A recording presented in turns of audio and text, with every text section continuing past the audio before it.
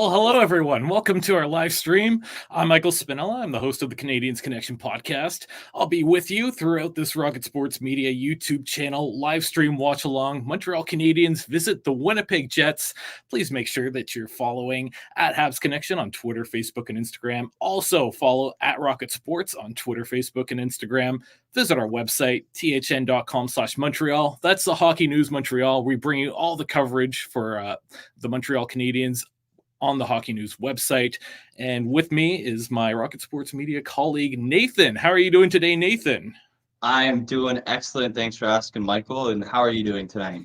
Not too bad. Excited to get this game under our belts. This is your debut on our YouTube channel here. So just wanted to give you a nice welcome and say hello to everyone in the chat.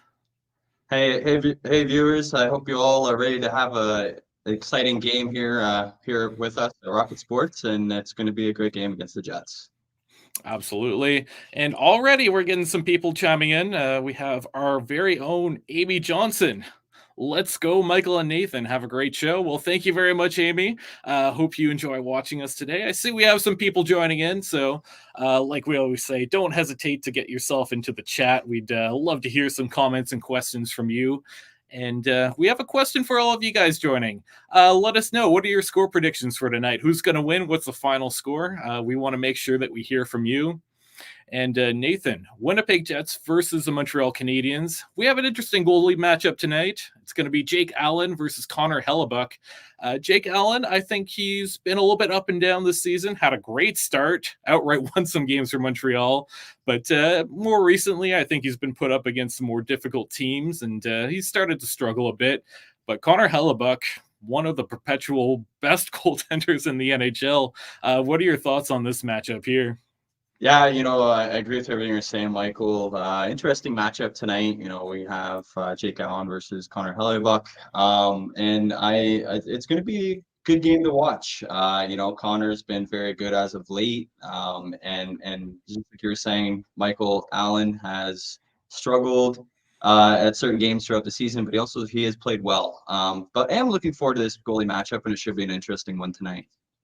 Absolutely. Just a few more lineup notes to throw out there for the Montreal Canadiens.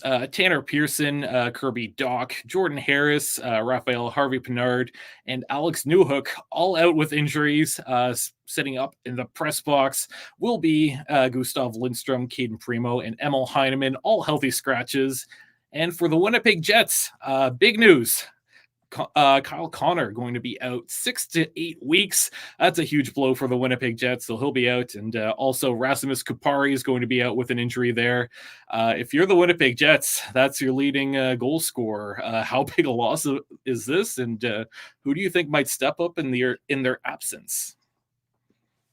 Well, I want to start off by saying here's Amy's score predictions. Her prediction is 4-2 for the Winnipeg Jets. Sorry, Habs. I just want to kind of chime in on there. And honestly, my prediction is a 5-4 win for the Winnipeg Jets as well today in overtime. That is my prediction for the game. Sorry, Habs fans, but not a whole lot of love for the Habs. If we have some Habs fans in the stream here, let us know your thoughts. We want to hear from you. Can you give us a little Go Habs Go there? And Amy also chiming in. I'm watching from Pennsylvania. Appreciate that, Amy. Like we always say, our Rocket Sports team, we have members from all across Canada and south of the border in the USA. Actually, our last live stream, we had a lot of viewers from all across the globe, Ireland, Finland, Russia, even the Philippines. So always interesting to hear where everyone's from. So let us know if you're from somewhere there. Clements chiming in with a Go Habs Go, and we'll give you a Go Habs Go back at you. How are things going tonight, Clement? But like I said, Kyle Connor is a pretty big blow to that Winnipeg Jets lineup. Out long term, leading them with 17 goals so far this season. Some might say that he's their MVP. I guess this is a chance for some other players to step up, perhaps like Mark Scheifele. Certainly an opportunity there for Vlad Nemesnikov and I believe Nino Niederreiter's another one that could help out with some secondary scoring. But is there anyone that you had your eyes on for the Winnipeg Jets? I was actually looking at a couple players, actually a couple new acquisitions from Winnipeg, Velarde and Iafallo. They've been good as of late. Looking to see if they can step up and take on that bigger role with the injury to the Jets. Yeah, absolutely. So plenty of great weapons on that Jets lineup. Canadiens Connection is going to tune in. That's our podcast, so make sure that you check them out. And what they have to say is, let's see goals from Armia and Kovacevic, both former Jets. That's a great point too. Armia came over in a trade, and then Kovacevic was a waiver pickup, a really good waiver pickup actually for the Montreal Canadiens. And once again, Clement chiming in. Great, thanks. Thank you for the stream too, and thank you for joining us. We really do appreciate it, and we'd like to hear some of your comments and questions, and let us know your predictions for tonight's game. We want to know the score and who you think is going to win. So get into that chat. Let us know. Both teams coming off of wins. The other night, the Montreal Canadiens against the New York Islanders come away with a 5-3 win. And just not too long ago, the Jets with a 6-2 win over the Colorado Avalanche. So pretty high morale for both sides. What do you think happened in that Montreal win? It seemed like they had an offensive explosion, but in the third period, came out that close to blowing it. Yeah, I mean, the first two periods were great to see, getting up in the 4-0 against the Islanders there. And then, like you said, they get in that third period, and it was close. It was a nail biter. Honestly, I was up and down with emotion during that third period to kind of see how the Canadiens will end up winning or, going to overtime. But it was good to see the Habs pull out a victory of 5-3. Absolutely. So just a few minutes away from puck drop here. What we're going to do on this stream is obviously we'll be taking live questions and comments in that chat. I'll be giving you a little bit of a play-by-play. We have tons of discussion planned, intermission show as well. Lots of fun things to talk about, and make sure that you send us some comments and questions along the way. We'd love to hear from all of our viewers tonight. It looks like the chat is starting to get a little bit busy here, so let's take a look and see what we've got. Well, I'll let you read what Amy Johnson has to say. Well, welcome everyone. Drop your game predictions and or where you're watching from in the chat, and Michael and Nathan will answer you and give you a shout out. Yes, we will give you a shout out for sure. Thank you, Amy. Yeah, Clement's already taken advantage of that. We see that there. And of course, Amy Johnson and the Canadiens Connection. So make sure you chime in. Canadiens Connection chimes in is who will win the Battle of the Barons? That's a great point. Actually, Nathan and I were talking about this a bit, but the Montreal Canadiens have Justin Barron. The Winnipeg Jets have one Morgan Barron, and they're brothers. So it's going to be a brotherly matchup. And Nathan, do you have any thoughts on who might win this battle? To be honest, I've when looking at both players, for right now, anyways, Justin Barron has bragging rights over his brother as he has 3 points in the last couple of games. Winnipeg and Montreal have met, so he's got the bragging rights so far, and I think Justin's going to continue raising that point total against his brother. Yeah, absolutely. Nice prediction there. But you know what? Morgan Barron is a forward. Justin Barron, really good defenseman. I've actually been quite impressed with Justin Barron. He didn't make the team out of camp this year, but he worked his way up, and I think he's solidified his place in that lineup. He's looked pretty good. He's really great with the puck on his stick. Defensively, I think he's had his moments where maybe there's been some lapses in judgment, but I've been very happy with what I've seen from that young defenseman. What are your thoughts on Justin Barron? You know what? I agree with you, Michael. I was really surprised to see how Justin Barron's really, climbed into the roster this year. And like you said, he wasn't on the roster on opening night, but he's found a spot here in the lineup, and he's done very well for us at the back end for our young defensemen.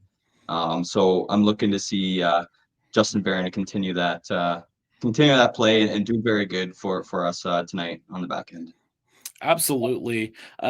Just a few minutes away from puck drop still. Let's take a moment here just to let you know where you can find all of our great content.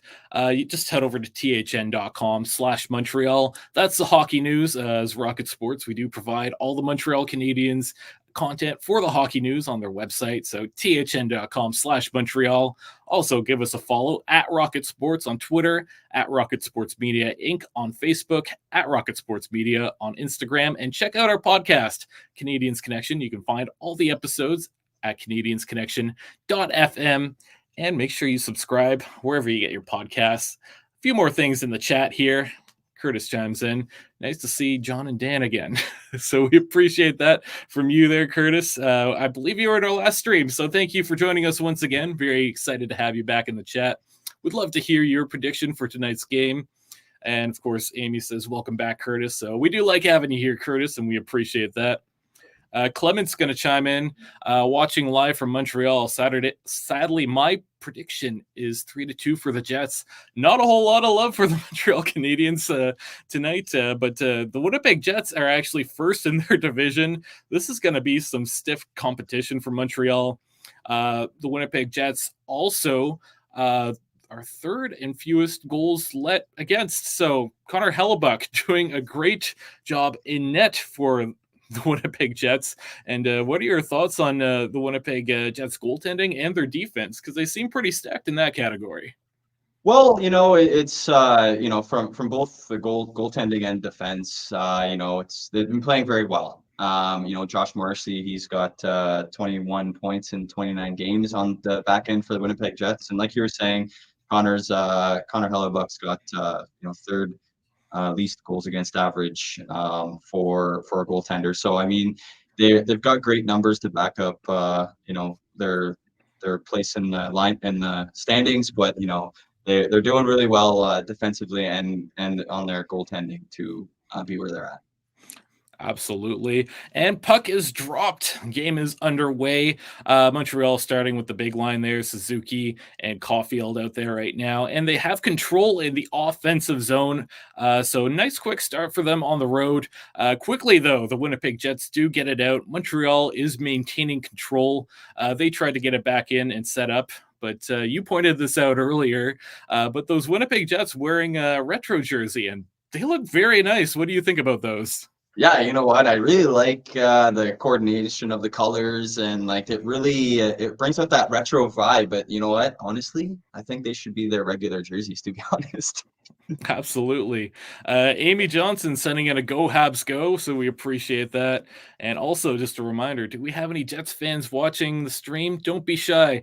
We're happy to hear from you as well. And we do have some Winnipeg Jets content planned to talk about too. You got a little taste of it, but we'll bring that back during our intermission.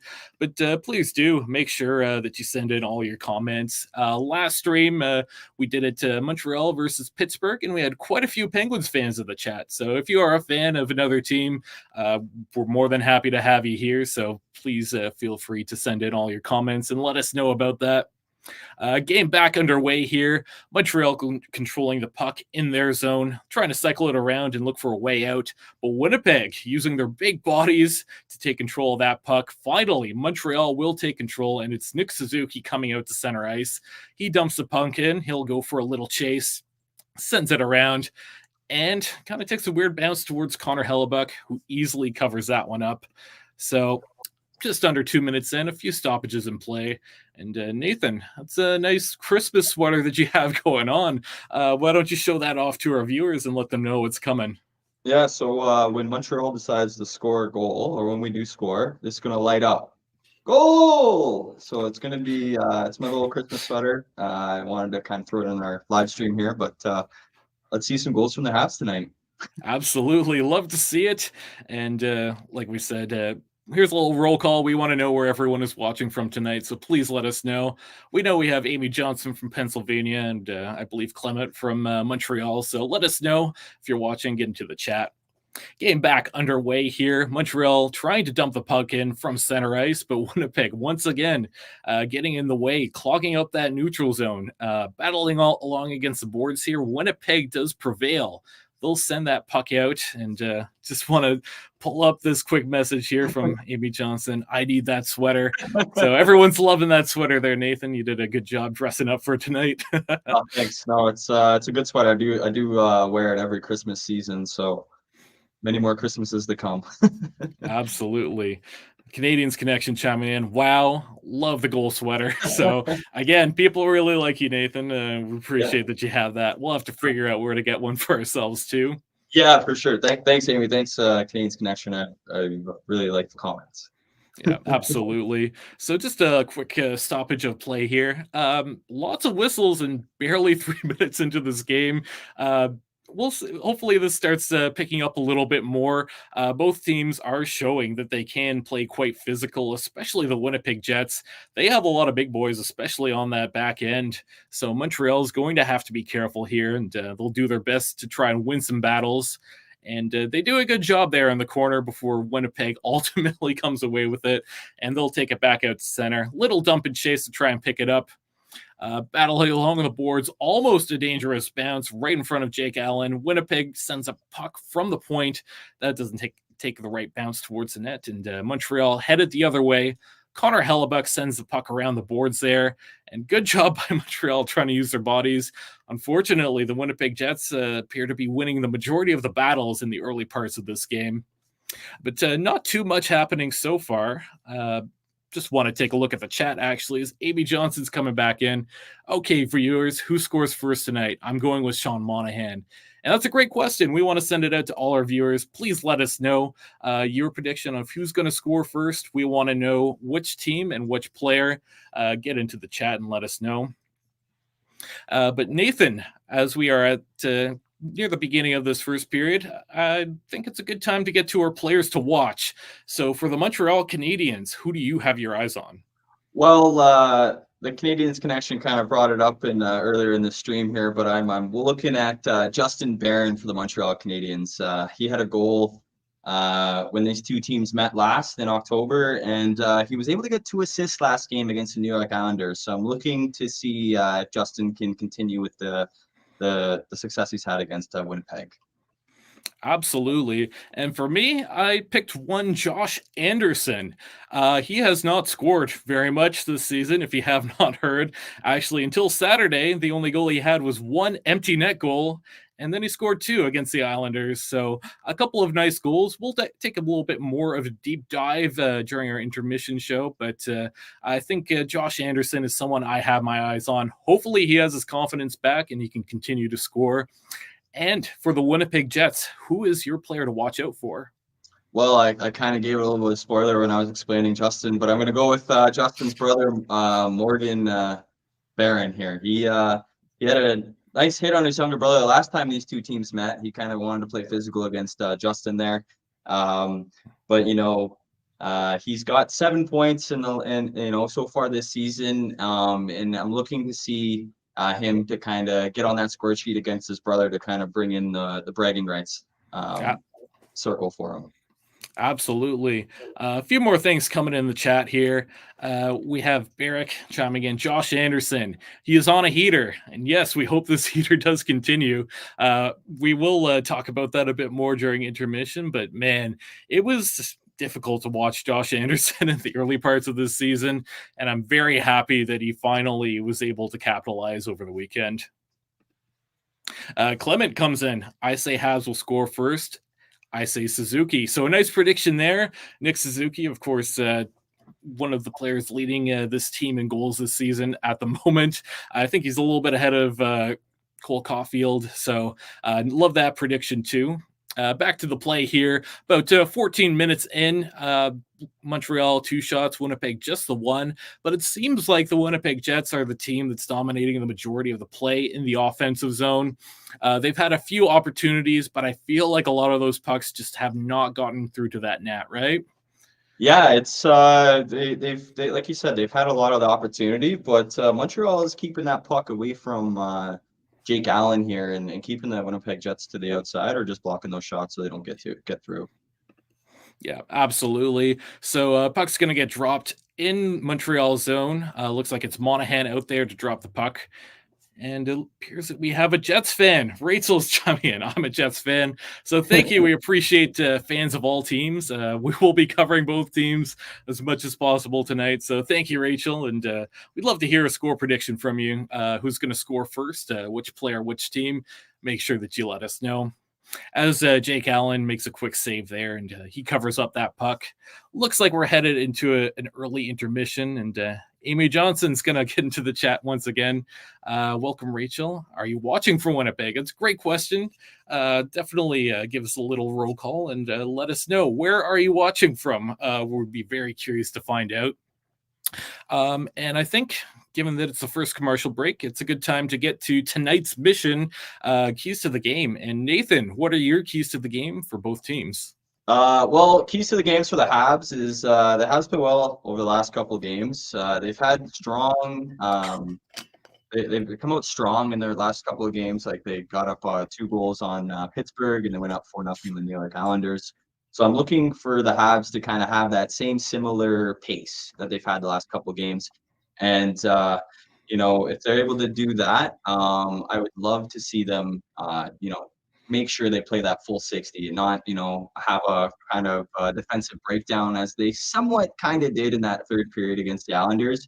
But, if they can continue, like I said, do a full 60 minutes of strong play and not let the other team get under their skin, they should be able to pull out a win tonight. Absolutely. For me, with the Montreal Canadiens, my key to tonight's victory, play that full 60. I think I've said this 1 or 2 times already, but you saw this on Saturday night. They had a great first 2 periods to that game, looked very dominant, but then in that third, they went to sleep. And it's not been any specific period, I don't think, that the Montreals have maybe taken their foot off the gas a little bit. Sometimes it's the first, sometimes it's the second, sometimes it's the third period. So I think just play that full 60. And when you have the lead, do not take your foot off the pedal, because you do not want to let this Winnipeg Jets take advantage of you. And my key to the game for the Winnipeg Jets is, well, it's going to be all about secondary scoring. In the absence of one Kyle Connor, you do need to find that. And I think it's up to Mark Scheifele and company to figure that out. Yeah, so for my keys to the Jets' victory is continue with that defensive and goaltending play they've been having. Like we've said earlier in the live stream here, Connor Hellebuyck has let in only 2 or fewer goals each of his last 6 starts, and the defense has obviously helped him keep that puck either out of the net or away from his crease. So looking to see the defense and the goaltending to continue playing the way they have. Absolutely. And Winnipeg almost with a great opportunity there. Luckily broken up by Montreal with a great defensive play, getting back and getting in that passing lane to ultimately intercept here. Just going to take a quick look back at the chat. Rachel letting us know from Nebraska, actually. So that's pretty awesome. Nice to have viewers from all around the globe, and Nebraska must be nice there this time of year. Karen chimes in, and Cole will have the first goal. So Cole Caulfield's the prediction there. Rachel, I think Mark will take first goal for the Jets. So Mark Scheifele, good prediction. I think we've actually seen that one before. And from Mike Raschel, actually one of our Rocket Sports Media teammates chiming in, I'm going with the red hot Anderson for first goal. So we appreciate all your predictions there. And let's see how things turn out. At about the 12-minute mark, no goals yet. Winnipeg leading shots 4-2. Gustav's chiming into the chat as well. That's actually another one of our teammates saying hello from Ottawa, and hello back to you. We'd like to hear your prediction for the first goal scored tonight. And just going to take a second here. Currently, the Winnipeg Jets leading in the shots department 4-3. Like I said, it does seem like the Winnipeg Jets are getting the better of the play so far, but kind of surprising that Montreal is in pretty tight with those shots on goal. Yeah, it's good to see that Montreal is kind of keeping in the game here with the Winnipeg Jets and not letting not having that slow start to a first period like they've had in the past with different teams. But looking to see how these two teams will play the rest of this first period. Absolutely. And chance at the side of the net for the Winnipeg Jets. Didn't look like Jake Allen knew where that puck was. Luckily, Montreal is going to take that puck all the way to the other end there. Winnipeg doing their best to try and break back into that offensive zone pretty quickly here. Almost had an opportunity. That puck goes wide, sending it to the point. That puck gets blocked. Winnipeg still holds on to it. and misses the pass. Almost a great opportunity right in front of the net. Montreal doing a good job getting in the way of that puck and getting into those passing lanes so far. You see the stat just on the broadcast there. In terms of hits, Winnipeg leading the way 6-3. So, like we said, Winnipeg certainly has a lot of big bodies and a lot of physicality. So, something that Montreal is going to want to watch out for. And it looks like an icing call up against the Winnipeg Jets. I've said it a few times, but man, lots of whistles so far in the early parts of this game. No goals quite yet. Still 0-0, almost at the halfway point. You see the replay there. Shot goes right off the post. Jake Allen seemed to be completely beat. And man, coming in close for the Winnipeg Jets. But right now, Montreal taking a face off in the offensive zone there. Amy Johnson chimes in, I guess based off of my comment there. Shots 8-3 for Winnipeg. So your eye test is right. Jets are controlling the play. So for the most part there, Jets appear to be the better team right now. So we'll see if Montreal can continue to maybe battle, keep their way into this game. Still 0-0. Winnipeg back in their own zone to pick up the puck. They try to break things out. Montreal did a good job along the boards there to hold things in, but Winnipeg does clear it all the way out, and we'll get another icing. So 2 icings in a row for the Winnipeg Jets. They seem to have a hard time breaking out some of those passes there. Things are just not connecting tonight. Yeah, it's it looks to be, difficult passing for I'd say not just for the Canadiens but for the Jets as well. But like you said, the Jets have controlled most of the play, and it's just one of those starts to the game where it's not as fast paced as we thought it would be. Yeah, absolutely. So Montreal in the offensive zone there, trying to cycle the puck around. It's Nick Suzuki. Winnipeg gets a body in the way, and they'll prevail heading the other way with speed. But Cole Caulfield gets in the way, doing a nice back check there. He sends it all the way back to Connor Hellebuck. Almost a scary mispass there, but Winnipeg does hang on to the puck. Heading into the offensive zone, and it looks like an offside. Winnipeg, once again, having some struggles hanging on to that puck for a long period of time. A couple of icings, a couple of offsides there. So something is not quite on for the Winnipeg Jets, but they do seem to be controlling the majority of the play, like we said. We'll see. Keep putting in your predictions for who you think is going to score first. We've had a couple of nice predictions in there. Of course, some with Cole Caulfield, Nick Suzuki, Anderson. I've seen Mark Scheifele as well. Send in some score predictions, too, who you think is going to win. We'd love to hear from everybody. Winnipeg back in their own zone, looking for an opportunity to break out the puck. But Monahan, with a good job taking the puck away, almost has a scoring chance right at the side of Connor Hellebuck. And maybe he'll get it through this time. No, Winnipeg does do a good job of blocking that, sending things down the other way with speed. And once again, Monahan getting right in the thick of it before giving that puck away. The Jets with a shot. That one gets through to Allen. He'll cover that one up nice and easily. So almost a few scary plays, but I like this Montreal back check right now. They do a good job getting their sticks and their bodies in the way and preventing the Winnipeg Jets from having any clean looks at the net. Nathan, do you have any takeaways from this game so far? Is this just both teams maybe working off a little bit of rust? Well, I think both teams are playing it safe. I mean, obviously Winnipeg's got a little bit more control of the play, but I think both teams are playing it safe. Because Winnipeg needs secondary scoring because Connor being out, but also Montreal's had a hard time scoring as of late in some games. But for the two teams, I think they're just a little cautious on how they're going to play tonight. Yeah, absolutely. And for those that might just be joining the stream now, we appreciate you coming along. We've been asking all of our viewers the question, who do you think is going to score first? We want to know the name of the player, and we want to know which team. So make sure you get into the chat, and just throughout the night, send us all of your comments and questions. We love to hear from all of our viewers. And right now, it is still 0-0. Neither team having any goals as of yet. And Winnipeg leading in the shots department 5-3. So Winnipeg dominating the majority of the play. This is our second commercial break, I believe, on this. And a little bit less than 10 minutes to go. we'll see. Do you have any predictions for who you think is going to score the first goal, Nathan? Yeah, actually, you know what?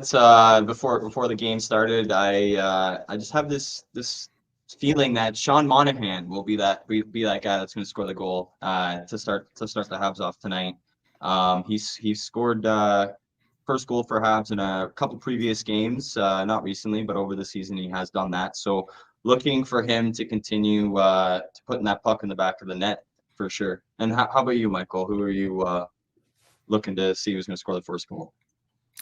I think it's probably going to be the Winnipeg Jets. I'm going to guess when Josh Morrissey is going to score that first goal, the offensive defenseman. Sorry, Habs fans. That's just how I think it's going to go tonight. And I think that Morrissey is just too good an offensive player. And Montreal maybe struggles to handle some of these more talented offensive defensemen. So that's what I think is going to happen tonight. And looking forward in the chat. So make sure you get in there.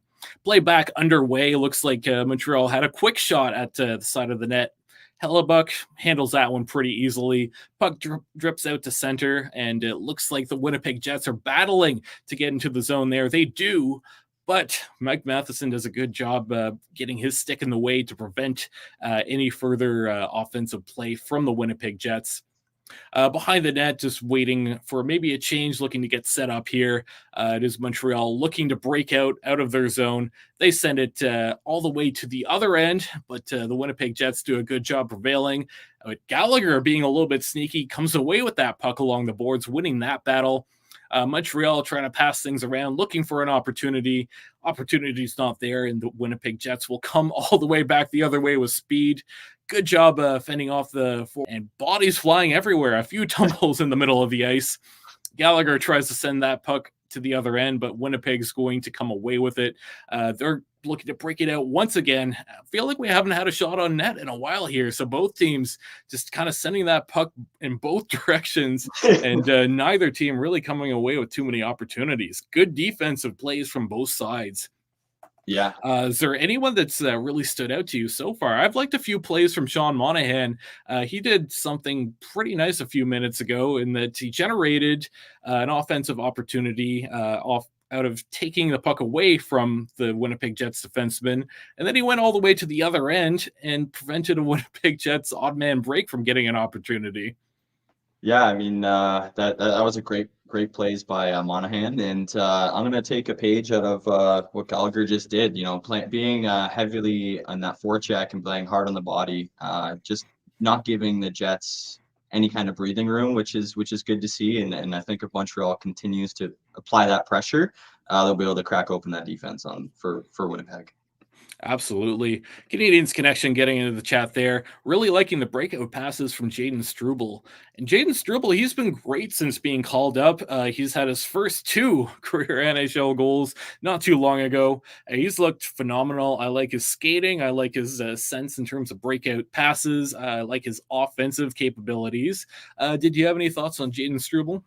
Honestly, I like his just calmness when he's coming to the league. You know, like you find with some young defenders or even forwards as well, when they come into the league, they're anxious, or they're not 100% where they need to be. Jaden Struble's come in and he's shown why he deserves a spot here in Montreal.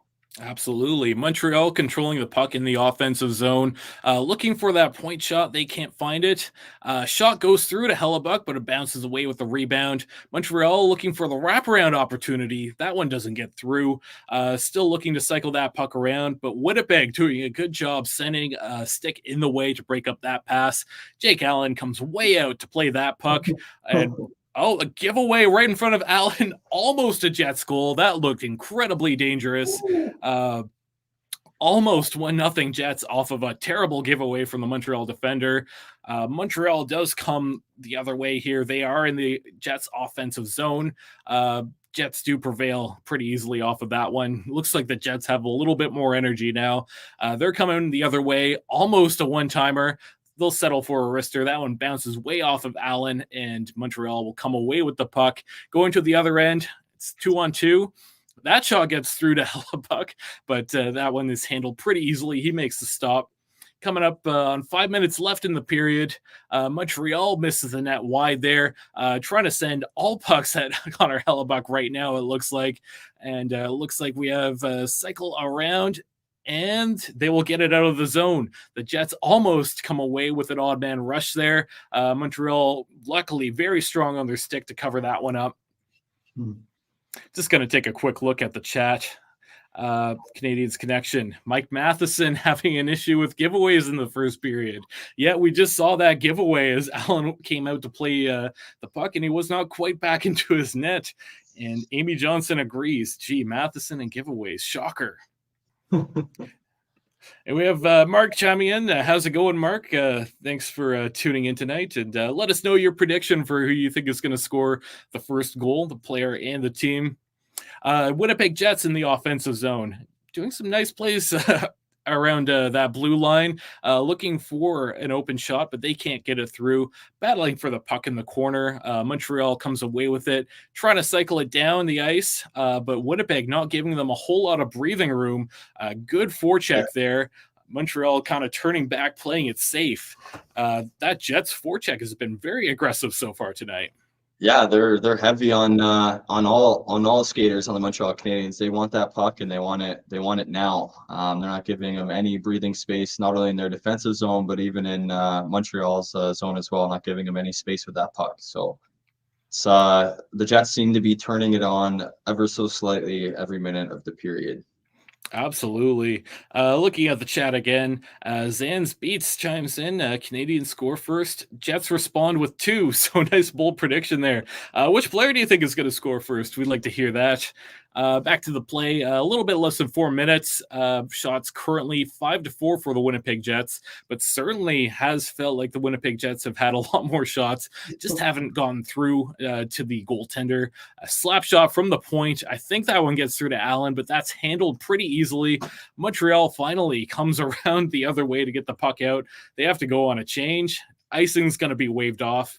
So luckily for them, approaching the 3-minute mark, the Winnipeg Jets really starting to come alive. They're looking to come down the other way there. They get into the zone, but Montreal pretty strong, getting that puck back out quite quickly. Winnipeg going for the dump and chase, and Montreal first to it. So a lot of puck battles going to both sides right now, approaching the end here. We just like to give everyone a little reminder here. If you're enjoying this live stream watch along and you're interested in seeing more of this and some of our other content, please make sure that you hit that subscribe button and you can hit the notification bell. That way that we can notify you whenever we do another one of these. And we also have a lot of other great content on our YouTube channel here. We'll talk about that in a little bit. But almost under 2 minutes left in this period. Winnipeg has a ton of zone time, cycling the puck around. Lots of blocked shots so far, doing a good job winning some battles right now. Montreal does end up taking that puck away finally, but not quite out as Winnipeg does hold it in. They snap it back to the corner, and on their forecheck, giving the Montreal defenders some trouble. That was Justin Barron who almost coughed up the puck. Yeah. Winnipeg still holding the puck in the zone. These Montreal players have been out for a while now. I think they're going to get tired pretty soon. Winnipeg, it's not even pretty how they're holding the puck into the offensive zone, but they're managing to do it. And finally, they do get it out past center ice, but not for long as the Winnipeg Jets dump it in pretty quickly. Montreal tries to come away and break it out the other way. They have an opportunity there, but Winnipeg very aggressive on that back check. Matheson can't get the shot away. He coughs that up. He can't hold the zone. He'll have to go back out the center and regroup. About a minute left in this one. We do have an intermission show coming up, so please do send in all of your thoughts and questions. We want to make sure that we hear from you. Looks like we're going to end this period without a goal. Hopefully I don't jinx it. Amy Johnson chimes in. Come on now, Habs, we want to see Nathan's sweater light up. And I do too. I'm really excited for this moment. This better not be a shutout tonight. Yeah, I wouldn't like that if it was a shutout. Yeah. All this preparation. Yeah, exactly. Just to chime in the chat a little bit more, Mike Rashel. He said where I got that sweater. It was given to me for a Christmas gift from a friend of my family. I will reach out to them and figure out where they got it from, and I'll give you all the details about it. Yeah, absolutely. I think we'd all love to know. Um, End of the period almost here. Montreal just kind of holding the puck at center ice, it looks like. Trying to get the puck set up. 15 seconds left. Winnipeg does prevail. I think they'll just end up running out the clock pretty quickly here. Less than 10 seconds. Montreal, with the final shot towards the net, goes directly into the corner. So 0-0 end of the first shot, 6-4 for the Winnipeg Jets. We will have our intermission show in just a few minutes. We'll take about a 3-minute break, so make sure you stay with us and make sure you get into the chat. Let us know all of your predictions, who you think is going to score first, which team, and let us know who you think, what you think the final score will be. So we'll be back in about 3 minutes. Make sure you stick with us.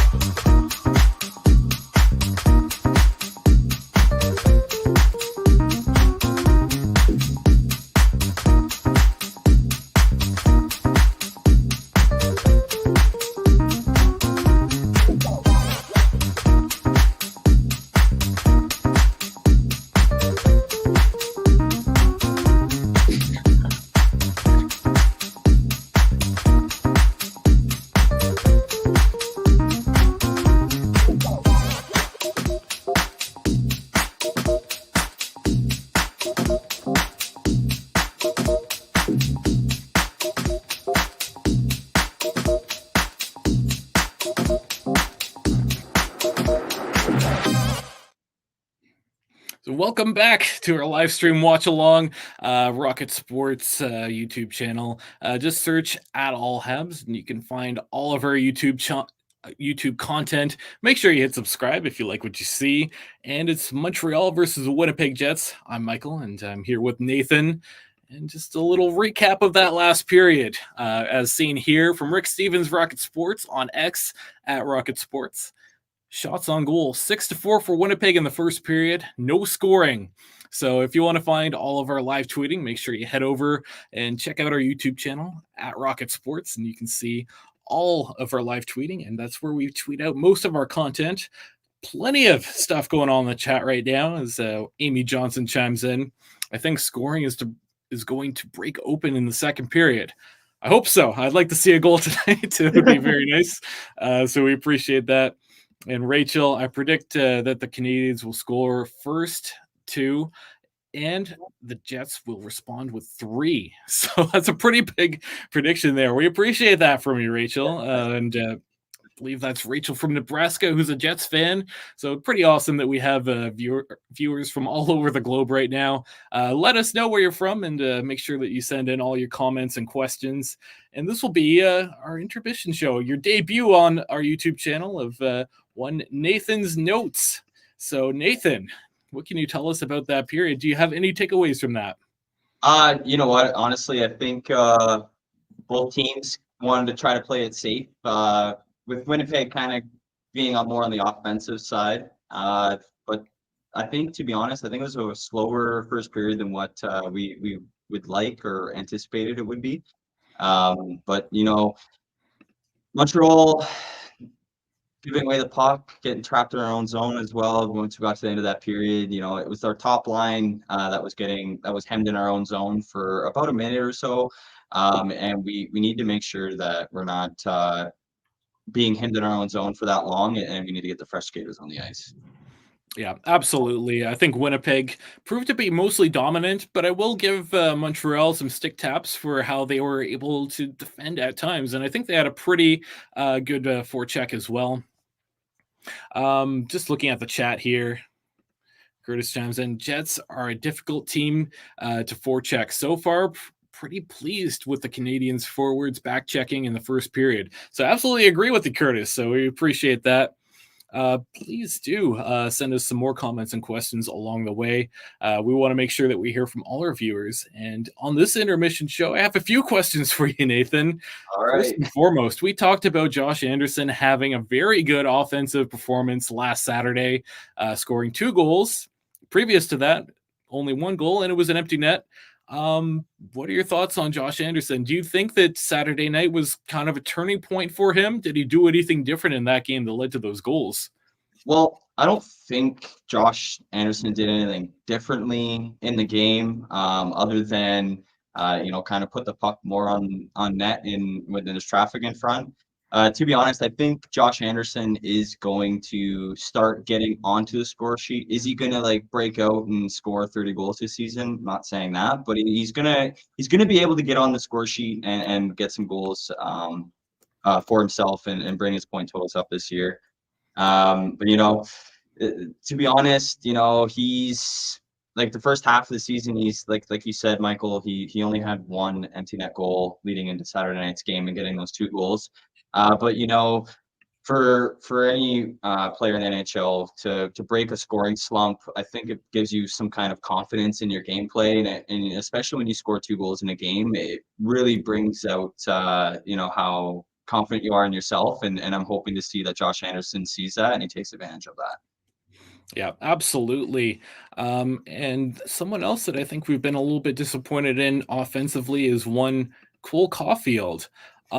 Just out of curiosity, are you a little bit disappointed in his offensive performances so far this season? It seems like his numbers are way down from last year. Yeah, I mean, when you take a look at Cole Caulfield and you take a look at last season before his injury and this season, and if you compare the 2 seasons, it's definitely not something that I anticipated, to be honest. I figured he would have at least, be in the double digits for goals. But honestly, for Cole Caulfield, I think he's, when Deschamps was the coach, he had a rough start scoring goals, right? And then Martin St. Louis took over and he just thrived. So I'm not saying that he's going to, go on this long slump and then, break out in the second half of the season. But what I'm going to say is he's going to just slowly start to put those goals and points up, continue to put those points up and those goals in the net. And we should see him come back to the Cole Caulfield we enjoy watching. Yeah, absolutely. And just to point this out a little bit more, last season in 46 games, Cole Caulfield got up to 26 goals. So far in 30 games, he's only got 8 goals. So it's a little bit disappointing, I think. I think a lot of people were predicting, 40, 50 goal seasons for Cole Caulfield. But Cole Caulfield, he's yet to actually play a full 82 game season, and this might be his first one, assuming he's able to stay healthy. We know last season he did have a shoulder injury that ended things a little bit early. Seems like he's been fine in that area. We actually talked about that on the Canadiens Connection podcast this past week. So if you want to hear that episode that we did with our medical consultant, Dr. Morris, make sure you just find us at CanadiensConnection.fm or at any of your favorite podcasting apps. That way you never miss a single episode of that. But is there something specifically that you want to see more from Caulfield? Is there something maybe positioning wise, or is he being a little bit too predictable? Or do you think it's just a matter of it's going to come to him? It's that plain and simple. Well, there's a couple things, in my opinion, that are, kind of factors of why he's not putting goals up. So I think most NHL teams that play against the Montreal Canadiens, they do their homework. They take a look and they're like, hey, who are the scoring threats? And I think the defensive side of most NHL teams are playing that defense on Cole Caulfield really well, to be honest. And when you think about, should he change his gameplay? For me personally, I think if he was to change it up a little bit, maybe attack the front of net a little bit more, but not like too frequent, because you don't want him to change the way he plays, because he's been he's been mostly an outside shooter, and he's very good at that, and he's got a lethal shot. So I think to answer your question, Michael, it's just going to come for him. And if he does make tweaks in his game, okay, great. If it works, okay, great. But honestly, I think it's gonna come to him. Yeah, absolutely. And you know what? I saw Cole Caulfield do something pretty nice in that first period, and I think it was something very small, but I definitely noticed it. Very strong back check. Not afraid of those big Winnipeg Jets players. Was not afraid to engage them physically, and there were one or two occasions where I saw some speed from him coming back, and he did a pretty good job defending. Not a player that's known for his defense, but is that something that you noticed at all? Yeah, Cole Caulfield's a fast skater, and to see him back check the way he has, periodically throughout this game, it's good to see. And for a small guy like Cole, and just having an injury last year, for him to be wanting to get in those dirty areas and play hard and play against the big guys and be there, it's good to see, and it's a boost of confidence for myself to see that Cole Caulfield's like wanting to dig deep and get the defensive minutes as well. Yes, absolutely. And just before we move on to our next discussion there, once again, I'll invite all of our viewers to tune in with some comments and questions in the chat. We want to make sure that we hear from all of you. So if you have any thoughts or questions, definitely send it in. I believe we had a couple of them come in. Just give me 1 second here. But coming from Franco, Amy, watching from the hometown of great goalies, Brodeur and Luongo, St. Leonard, Montreal. Go Habs, go. So thank you for tuning in, Franco, and love both of those goaltenders. Actually watched a ton of them growing up. Team Canada, so big fan of that. And thank you for letting us know where you're from and stuff. And go Habs, go, right back at you. Franco, let us know your predictions for tonight's game. Who do you think is going to score first? Which team and which player? And Amy as well, chiming in with welcome to the channel, Franco. We appreciate it. And Franco says thank you. And a little reminder along the way here, too, that if you do like what you see, hit that subscribe button, tap that notification bell. We're going to be doing a few streams throughout this season, a couple per month. And we want to make sure that you never miss a single one of those. So make sure you hit the notification bell, too. That way you get notified when those happen. And we very much do appreciate when you tap that like button and hit share to get more Habs fans and Jets fans involved in this. We appreciate everyone reaching out to us. So Nathan, something that a little bit different here. I have a question for you. It's the last stream that we're doing in 2023. It's been a long year. It's been a long season so far, even though we're only in December. But I have 3 questions for you. First one. As a Habs fan, what has been the most surprising moment of this year? Well, to be honest, Michael, there's a couple ones I wanted to speak about, but I want to speak about this one and really pinpoint it. It's one Jaden Struble.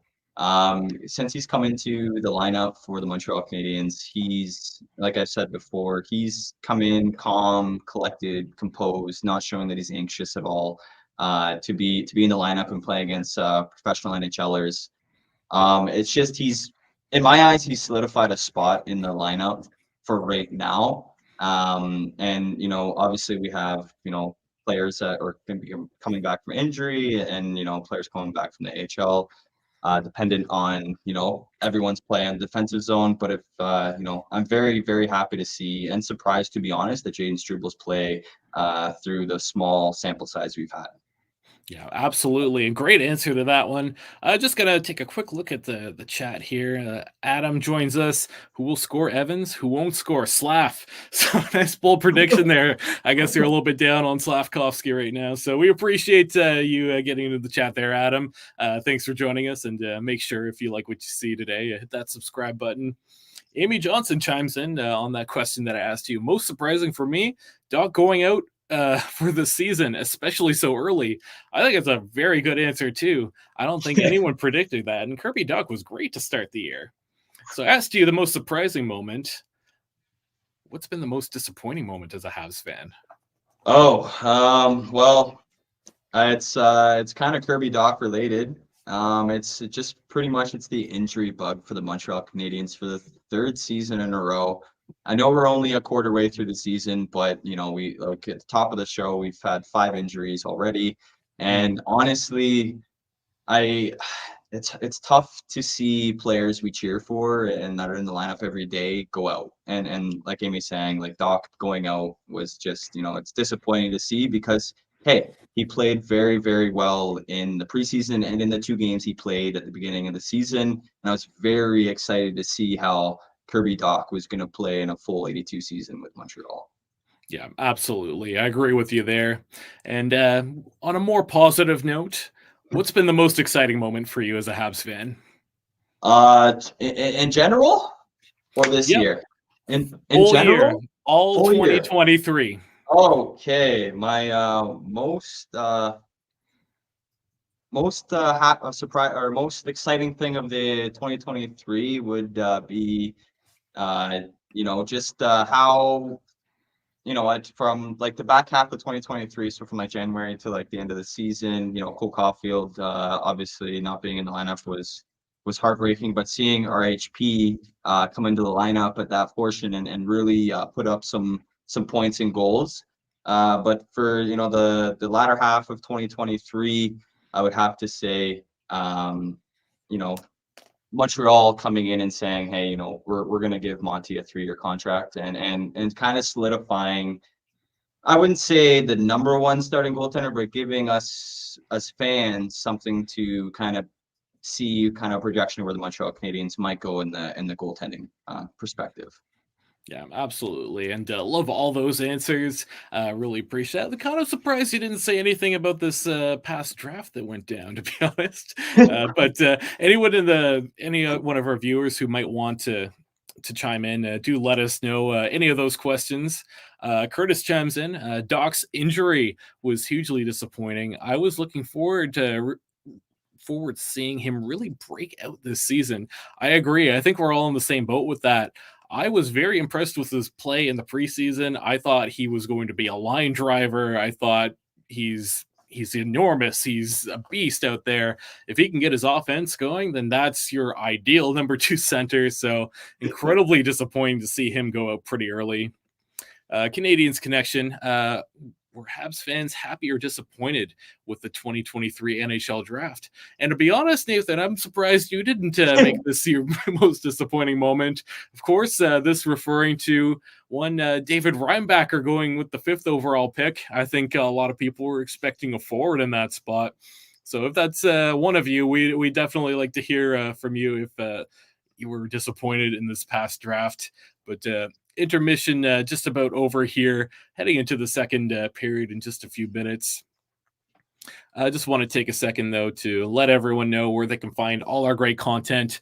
We cover the Montreal Canadiens for the hockey news. Just head over to thn.com/Montreal. Also, give us a follow on our social media at Rocket Sports on X/Twitter, at Rocket Sports Media Inc. on Facebook, at Rocket Sports Media on Instagram, and Canadiens Connection.fm. That's our podcast. We're here every single Saturday. And we give you updates throughout the entire season. That's your best way to stay up to date with the Montreal Canadiens. So, second period underway. Appreciated all your thoughts on all the questions I asked you there, Nathan. And just a little more encouragement for those who are yet to chime into the chat. Make sure send us some questions. We'd be happy to answer them. Send us some comments too. Anything during the game. We want to make sure that we hear from you. 0-0 is a score. And the Winnipeg Jets out shooting the Montreal Canadiens 6-5 so far in this game. Hopefully we can break the scoring. I believe we had some people predicting that the score would get broken up in that second period. Going to bring back this message from Amy Johnson. I think scoring is going to break open in the second period. So you hope so. I'm really excited to see Nathan's sweater light up during this period if we can. I hope so. Yeah. So Mike Matheson trying to break the puck out of his own zone here. He'll get it down to center ice. A little bit of a dump and chase. Montreal does get there first. They try to cycle it around, but Winnipeg, very nifty with their sticks and their body, keeping that puck away from them. They'll send it down through center. Mike Matheson does pick it up, though, at his own blue line before giving it away once again. We talked about that in the first period. Mike Matheson with those giveaways. Pretty unfortunate so far. He's not looked like himself tonight. Winnipeg Jets in the offensive zone have a shot blocked. That one goes the other way. And Adam Bell chimes in. Can be disappointed when you're expecting failure. So someone's not super high on the Montreal Canadiens. That's absolutely fair. I think if you are a Habs fan, you see yourself going through a rebuild. I think this is the second or third season you're going through it. You're looking for some improvement at some point here. I don't know if it's going to happen quite yet, but happy to be along for the ride and appreciate everyone joining us here tonight. Make sure you keep getting into the chat. We want to know who you think is going to score the first goal of the game. Had a few predictions so far, and certainly some predictions that the game will break open in this period. Looks like the Winnipeg Jets will be off to the power play here. Going to be a 4-on-5 power play, and Montreal not doing so well in terms of special teams. We've talked about that at length. 30th in the NHL, but the Jets, their power play not so great. 17th in the NHL right now. So we'll see how things go so far. Canadiens Connection chimes in. Roughing minor for the fighter Slavkovsky. You don't see that too much from Slavkovsky. He did get in a fight recently, and I was surprised. Yeah. But he's a big, strong player. So you know what? A little bit of aggression from him, not a bad thing. But you know what? You do have to timely penalties. I don't think now is the right time to take a penalty. Never really is, but you certainly have to be careful. I think Slavkovsky is going to have to watch himself a little bit. Yeah, no, it's not a penalty you want to take at the beginning of the second period, knowing that Montreal has trouble scoring in other periods, but the second period in particular, I noticed that Montreal second period isn't their favorite period to play in, to be honest. Absolutely. So about a minute 20 left in this period, in this power play. Montreal doing a good job fending off the Jets. They clear it out once again. Jets trying to get the puck back in the zone, trying to look for an open lane to shoot, but they can't seem to find it. Montreal being pretty good with their sticks, getting in the way. Looks like they're actually going to win this battle here and come away with the puck. They clear it down all the way to the other end of the ice. About a minute left. Connor Hellebuck comes out. And Nathan, we've got a minute left in this Winnipeg Jets power play. Do you think that we will see any power play goals on this one? Honestly, I don't think Winnipeg's going to score on this power play. Montreal is doing a great job keeping the puck to the outside, not letting the puck getting through, and when they do get the puck, they're dumping it down out of the zone, which is good. So it's honestly, I think Montreal is going to kill this penalty and eventually score a short-handed goal. So actually, an odd man rush there with Jake Evans getting a shot on Connor Hellebuck. So Winnipeg Jets, their power play did not look good at all there, and Winnipeg or the Montreal Canadiens doing a good job. It ends there with Jake Evans taking the puck all the way to the other end. About 20 seconds left on that power play, and it looks like Montreal's just about killed it. M's going to chime in. I don't need improvement, but don't see the surefire superstar prospects. Even Hudson would need to hit full potential to reach that level. That's absolutely fair. Actually, if you have any thoughts on some of the prospects, definitely put those in the chat. Are you going to see Lane Hudson at the World Juniors? I know a lot of people are quite excited about that, so definitely let us know there. Canadiens Connection says Appleton may have embellished on that call, so referring to the penalty. So maybe a little bit of embellishment. You see that quite a bit, unfortunately. It'd be nice if there was a little bit less in the NHL, to be honest. Yeah, no, I agree. Adam Bell chimes in, Evans almost. And yeah, that was a pretty good short-handed opportunity. Very impressed with Jake Evans there. And Shadow Kitty chimes in. Actually, Shadow Kitty, a longtime listener, was in our previous live stream. So nice to see you in the chat. Thank you. And like Amy Johnson says, welcome back. How are you doing tonight, Shadow Kitty? So Winnipeg with about 4 seconds left on the power play here, just looking to drop that puck. And it's dropped. Winnipeg wins that face-off. They get a shot, but stopped pretty easily by Allen. He covers that up once again. Canadiens Connection. Slavkovsky is the third most penalized Canadian so far this season with 25 penalty minutes behind Anderson and Xhekaj. That's actually a bit of a surprising stat to me, I find. That's pretty interesting. That's a good catch there by Canadiens Connection podcast. I'm surprised to see that Slavkovsky does have so many penalty minutes. I know there was one fight in there, but the rest of that probably not great penalties. You definitely want to see this young player become a little bit more disciplined. Xhekaj, you can't be too surprised. He's had some fights. Anderson, he's not had a great start to the season, but certainly you want to cut back on that quite a bit.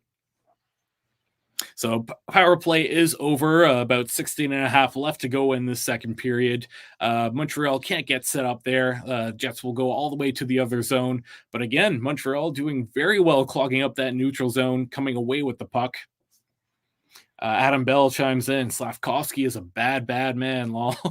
And we agree. I don't know if you guys saw that Slavkovsky fight not too long ago, but you saw that sheer strength on Slavkovsky. Pretty unbelievable, to be honest. Amy Johnson's going to chime in here. It took Xhekaj 5 games in the AHL before he finally had his first penalty minute this weekend. So Arbor Xhekaj sent down to play with the Laval Rocket not too long ago, about a week ago, I think, at this point. And yeah, surprisingly, he went a few games without getting on that score sheet at all. And finally, he did with the penalty. So Xhekaj in the NHL taking a lot more penalties than he has in the AHL. That might be part of his conditioning stint down there, part of the game that they want him to work on, potentially. Are you surprised to hear that stat about Xhekaj there, Nathan? Well, honestly, you know, I'm not really surprised because I strongly believe that, you know, there's obviously a reason why Xhekaj is in the AHL, whether it's to work on things or conditioning stint, whatever we're going to call it. There's reasons why, and honestly, I think he's taking the good steps to, you know, continue to polish his game in the professional levels. Yeah, absolutely. And in his absence, we've talked about him a few times, but Jaden Strudel has come up and looked pretty good. So certainly putting Montreal in a position where they can do that. So that's been pretty nice to see. Montreal with a nice scoring opportunity there. Matheson and a goal for the Montreal Canadiens. Amy Johnson calling it there. So Montreal has a goal, and this is the first time I'll be able to do this. Woo! So the sweater's lit up. We appreciate that this does happen. So Montreal gets on the board. 1-0.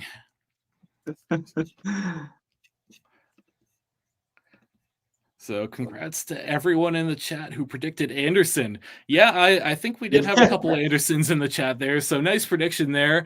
That's a goal streak. So 2 games in a row in which he gets on the board. Mike Rashel chimes in, Andy. And Zans, my prediction is coming true, lol.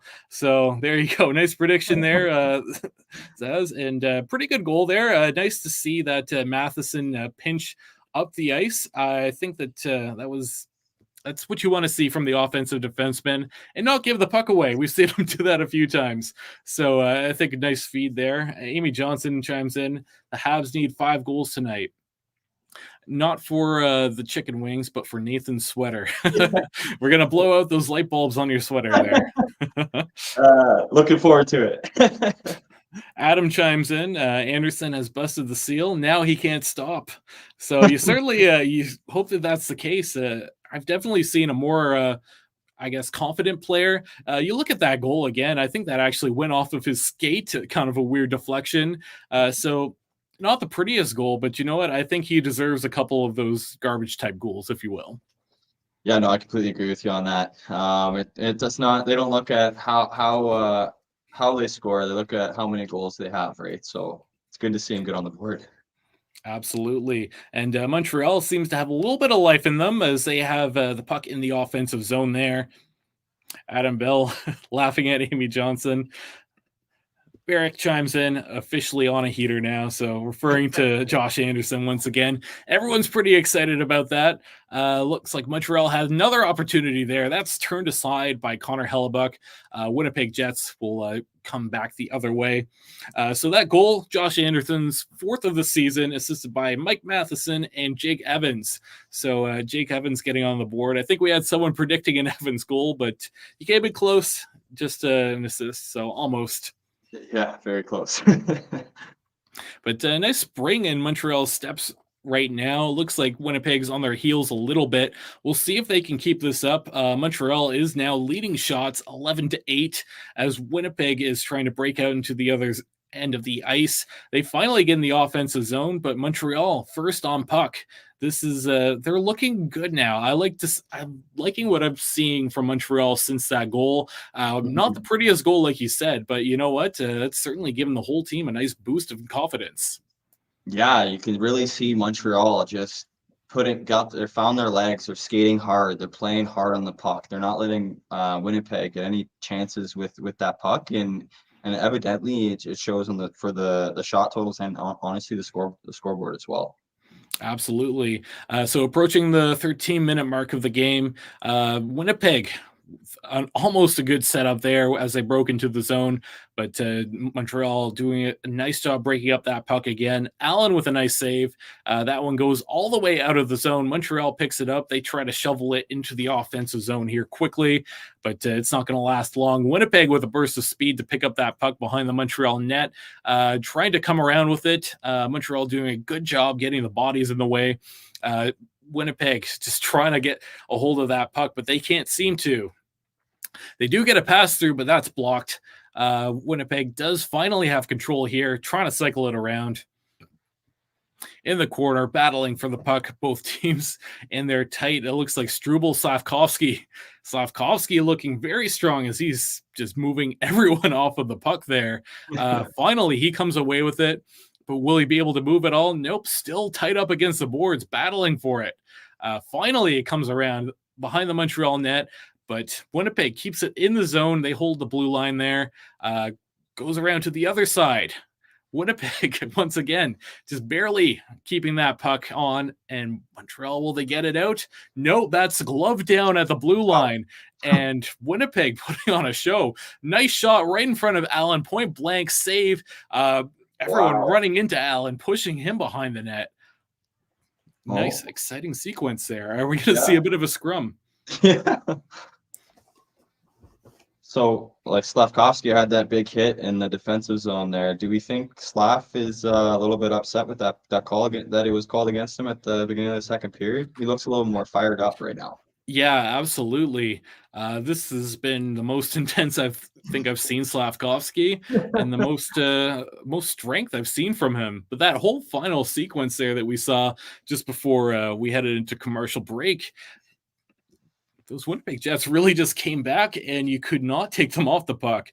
You could not get that puck out of the zone. That was pretty crazy. What do you think happened there? Yeah, well, honestly, I almost thought we had a baseball player playing there. Those, the height he had to jump to save that puck to keep that in on Caulfield.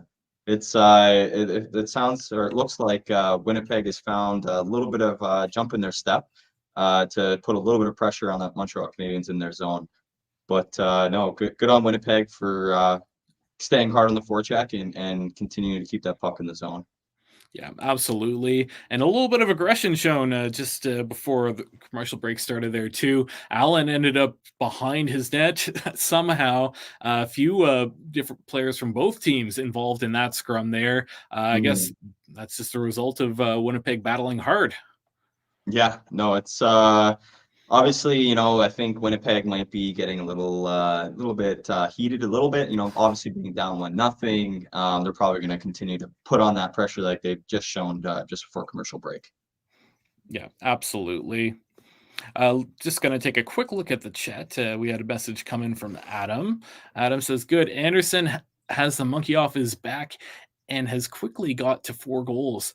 Bad. At 4, he has doubled Slavkovsky's goal total so far." So good point. Good for you to point that one out.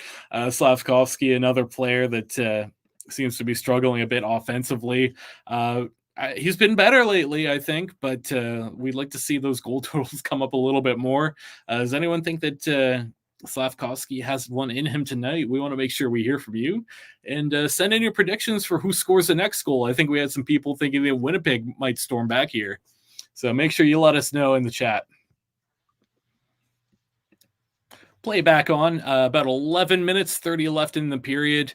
Winnipeg breaking the puck out through center. They get past the blue line there, but get swarmed by Montreal Canadiens. An open ice hit. Puck somehow remains on Winnipeg's stick, and they get a nice chance. Good stop by Jake Allen, standing at the top of his crease there. I believe that was a shot from one Gabe Velarde. Another pretty crazy sequence for the Winnipeg Jets. It's not pretty, but they're making it work. Yeah, no, it's it's good to see that they're making something out of nothing, right? So I mean, either team will take goals as they come, but it's good to see that Winnipeg's kind of putting on a little bit of pressure. Yeah, absolutely. Shots now tied 11-11. I thought Montreal had a nice bounce to their step after that goal, but that only lasted a few minutes. It's been all Winnipeg since. Montreal struggling to get that puck out of their own zone. And as that happens, Mike Matheson does flip it out through center, and Winnipeg's going to go behind their own net, try to break it back out the other way. Almost a breakaway pass there. That one does not connect, but Winnipeg is first on the puck. Canadiens trying to get the puck out. Winnipeg swarming them, doing a good job battling to get that puck back. But it looks like Montreal will prevail here to take it out past center. Trying to get set up in the offensive zone, but the Winnipeg defenders doing a good job getting to the puck first. So Adam chimes in again. Okay, I'm don't bashing Slav. He's a great kid and an absolute beast of a man's body. I say he gets one tonight, and he makes me look dumb. So it's a nice prediction there. We appreciate that one, Adam. Appreciated that whole sequence there from you.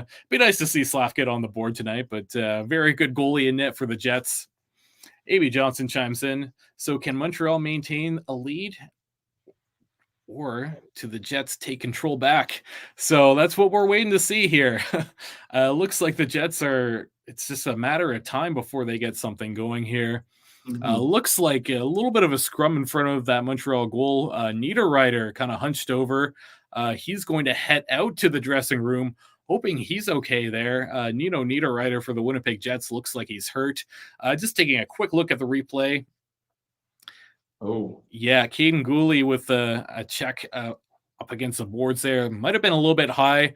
And then a shot goes at Jake Allen. Maybe that one hit Niederreiter pretty low, actually. Yeah, slap shot directly into Nino Niederreiter. That looks painful. So all hunched over. I hope he comes back soon. He's been a nice addition to that Winnipeg Jets team. And recently he actually re-upped for a few more seasons in Winnipeg. Yeah, it's been a good acquisition for Winnipeg. He's been able to produce points for the Winnipeg Jets, and it would be, it wouldn't be good for the Jets to lose another forward in their lineup. Absolutely. Montreal with a shot there that goes up high and stopped by one Connor Hellebuck. Nice save for him. Um, just going to bring this back up from Amy Johnson. The question, so can Montreal maintain the lead or do the Jets take control back? Well, it looks like right now the Jets do have full control of this game. Montreal, since that goal, I don't think they've had a whole lot going for themselves. Shots now are seemingly tied up, I believe. Actually, yeah, 11-11 are the shots at the moment. Montreal, like I said at the top of the show, they've had a difficult time playing a full 60 minutes. There's always one stinker of a period in there. Even in their win against the New York Islanders, that third period was just awful for them, giving up 3 goals. And I think if it hadn't been for like one go-ahead goal and an empty net, that would have been tied and going to overtime. Yeah, no, I completely agree with you, Michael. There's always got to be that one period where Montreal struggles. And that's on games they win, games they lose. We'll see one period where they struggle. So Amy, to answer your question, I think Jets will take control back for the game. As per my prediction, 5-4 win, overtime for Winnipeg Jets. Sorry, Habs fans, but as from what I'm watching right now, it looks like the Jets seem to have majority of the gameplay. Yeah, absolutely. It's been all Jets in the last few minutes there.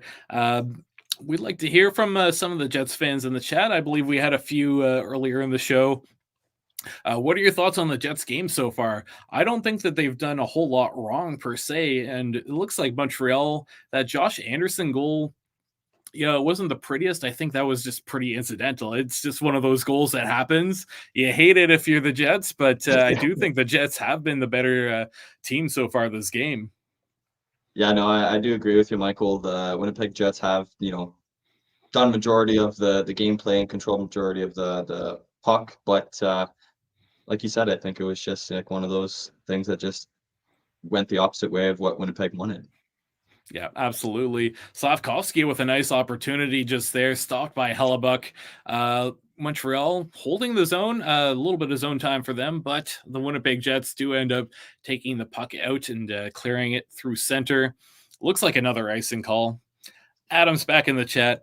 Habs have them right where they want them, is what I keep telling myself watching this. So we appreciate your commentary there, Adam. I guess this is not your first rodeo watching a Montreal Canadiens game, so we appreciate hearing from you there. Franco chimes in. Adam, experience got to count for something, lol. And fair point, Franco. So we appreciate all these interactions. Keep sending in all your questions and comments in that chat. We're happy. We're happy to give you a nice shout out and let us know who you think is going to score next. Less than 10 minutes to go in the second period. Montreal still up 1-0. Now leading shots by 1, 12-11. Believe that was a bit of an offside there by Montreal. They've had a few chances there. You just saw that Slavkovsky opportunity right in front of Connor Hellebuck. Kind of an easy save for Hellebuck, but good positioning there by Slavkovsky to get directly there and have a wide open shot at the net. Yeah, no, it's good to see Slavs, taking the opportunities when he can and trying to do all he can to put the puck in the net. So looking to see for him to continue that fiery pace and see if he can put a goal in the net tonight. Absolutely. Winnipeg with a few opportunities there. Jake Allen holds down strong on his post, keeps Winnipeg from capitalizing, but they hold the zone at the point here. Slap shot, that one gets blocked. Shot from the corner, that goes wide. Winnipeg still holding the puck in the zone, trying to cycle it around. Montreal does have control here. Will they get it out? They've had a difficult time doing that, and yeah, they'll chip it out to center there. Amy Johnson chimes in once again. Okay, so who scores next? I'm thinking Rachel might be right. Habs could score again. I still think it could be Monahan. So an interesting prediction there. Montreal going up 2-0. Franco chimes in. Just hope refs don't decide to manage the game in the third period. Absolutely fair. Yeah. And Canadiens Connection, low event game, high danger scoring chances, 5-3 for the Canadiens so far. I'm a little bit surprised by that, if I'm being honest, but you know what? The numbers don't lie. I think, you know what? The more I think about it, the more I can kind of see it, but it has felt like the Winnipeg Jets have controlled the majority of the play. You just saw there, had another opportunity blocked by the Canadiens. So I'd be curious to know how many shots have been blocked by the Canadiens so far. It seems like they're doing a good job putting their bodies up in front. Yeah, they're doing a really good job in putting their, like you said, putting their bodies in front of that puck and keeping those pucks to the outside for the most part in the second period. I would be curious to see it too, Michael. I think it would be lopsided for the Montreal Canadiens Yeah. for block shots. Absolutely. The Canadiens out past center, a little bit of an odd man rush, a 4-on-2. Shot just in front, stopped by Hellebuck. Nice save there. He was pretty deep in his crease, so that could have been quite dangerous for the Canadiens, especially with a rebound. Puck all the way back in the Canadian zone. They're trying to break it out once again. Winnipeg's going to hold the line. Slap shot, misses the net, goes behind Allen. Once again, Winnipeg hangs onto that puck, looking for another shot. That one gets through to Allen. That one's turned aside. Puck cycles around again, and the Winnipeg Jets hold the line, but Montreal might have an opportunity there. Almost a breakaway setup. Oof. And looks like we have a penalty on the way. Montreal could be off to the power play. Yeah. Just to hit your block shots there, Michael. We're 12 block shots to Winnipeg's 10 block shots, so it's pretty close There in you the go. block shot department. Yeah, you know what? That does make a lot of sense. We appreciate you pulling up that stat for us there, Nathan. Amy Johnson, just a little reminder, don't forget to smash that like button for us if you're enjoying the stream, and definitely do that. Helps us out quite a bit, and we do appreciate everyone chiming in the chat and sticking with us throughout this game. It looks like we're about 38 people watching the stream tonight, which is pretty good. So nice to see a lot of Habs fans, a lot of Jets fans in here, and we appreciate all of you sticking the night out with us and having some fun. But please do get into the chat. Let us know all your comments. Brendan Dillon for the Winnipeg Jets to the box for tripping. The Montreal Canadiens off to the power play. Montreal 24th the power play. The Winnipeg Jets surprisingly 27th on the power play, despite the Winnipeg Jets being very high up in the standings. Seems like their special teams are really a struggle at the moment. So definitely an opportunity here for Montreal to take advantage of a pretty weak penalty kill by the Winnipeg Jets. Yeah, no, and again, there's Montreal doing that slingshot pass. I know a lot of the teams do know they do that a lot, so hopefully they can capitalize, using that play for sure. Yeah, shot at the side of the net there, stopped by Hellebuck. Montreal is going to hold the line there. Caulfield tries to get a shot through. That one's blocked pretty easily. Winnipeg sends the puck all the way back to the other end of the ice. So Montreal had a pretty good look, but not a whole lot to show for it. Coming up on a minute left on this power play. I'll let you once again, since we did it for the Jets power play. What's your feeling on this one, Nathan? Do you think that Montreal might score on this one? Well, you and I both know how Montreal's power play been this year, and I want to stay optimistic. So I'm going to say Montreal does score on the power play and brings the goal total up 2-0 for the Habs. Absolutely. Montreal looking for some open ice right in front there, and it's blocked by the Jets down flat on the ice.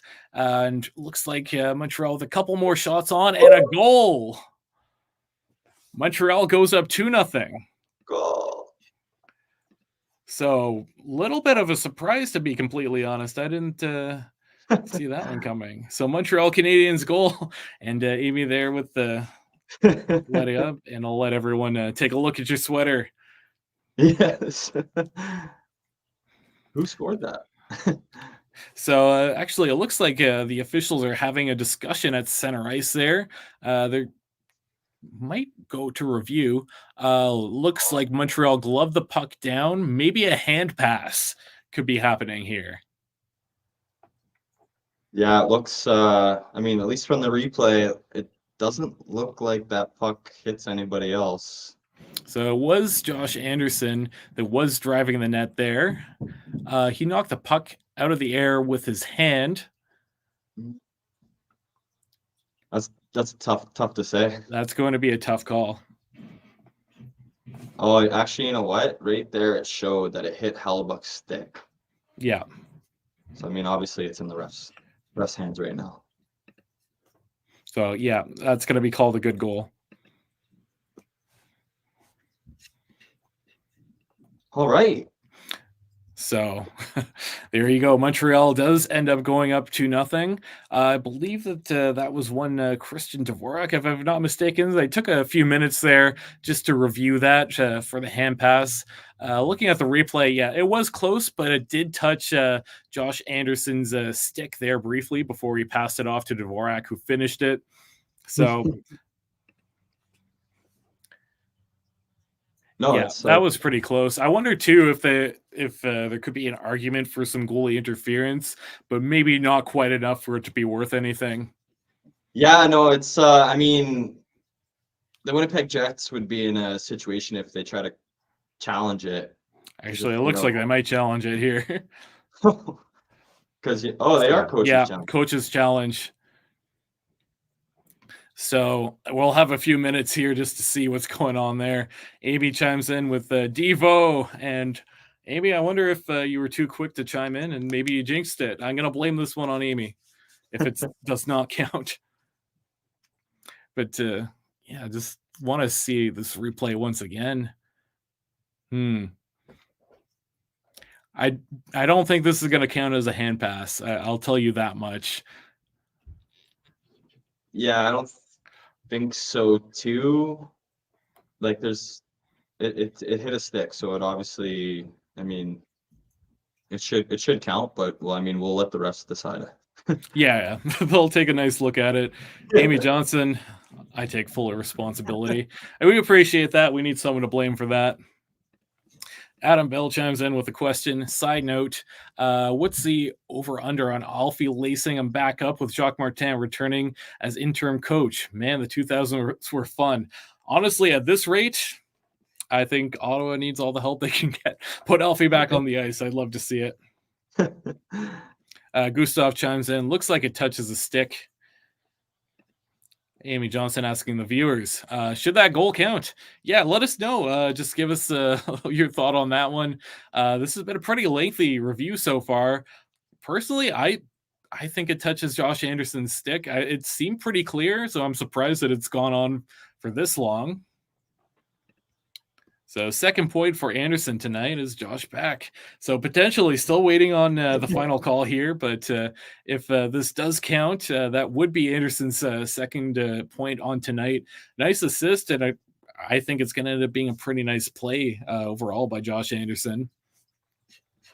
Yeah, no, it's honestly, it's tough to say when you're looking at certain views, but when you look at other camera views, it does look like it does touch a stick.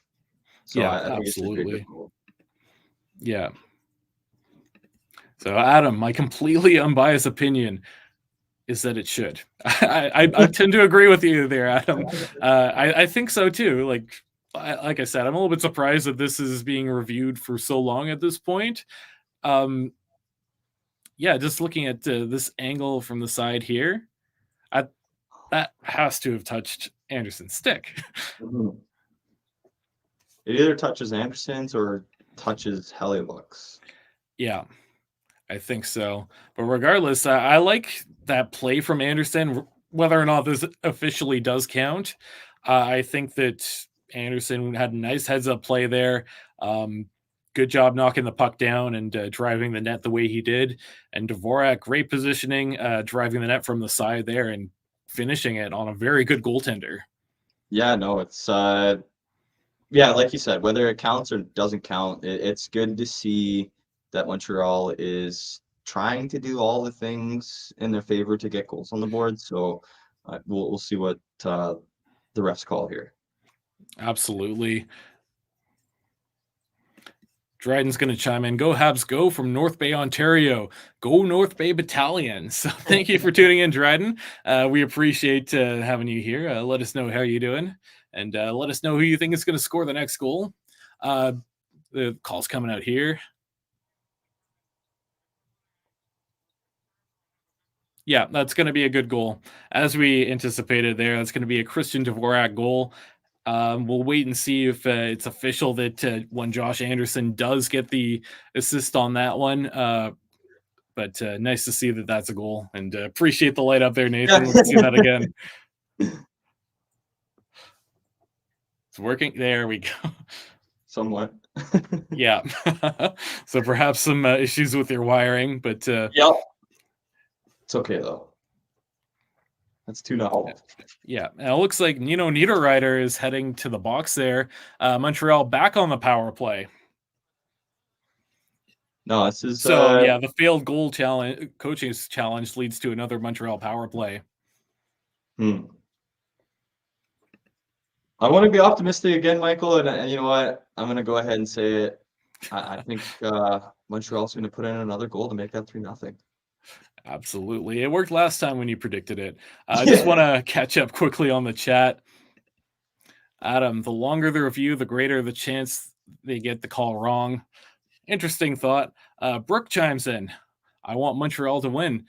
We appreciate you joining us tonight there, Brooke. Send us your score predictions and let us know who you think is going to score next. Gustav with goal is confirmed. Franco, Dvorak, best smile ever not. Lol. And Brooke Clark from Montreal. Montreal with a nice opportunity there. Connor Hellebuck squeezes his pads closed at the top of that crease there. About a minute left in that second Montreal power play. Kind of unfortunate that the Winnipeg Jets are in this position where they're down 2-0 and immediately have to go on the penalty kill. I don't know if that was the right call for Rick Bowness to challenge that one. Yeah, it's especially with the coach's challenge, and especially if you get it wrong, to be in this situation, it puts the Winnipeg Jets kind of in, I wouldn't say scramble mode, but to be a little more worried about how the rest of this period is going to play out. Yeah, another shot there, stopped by Hellebuck.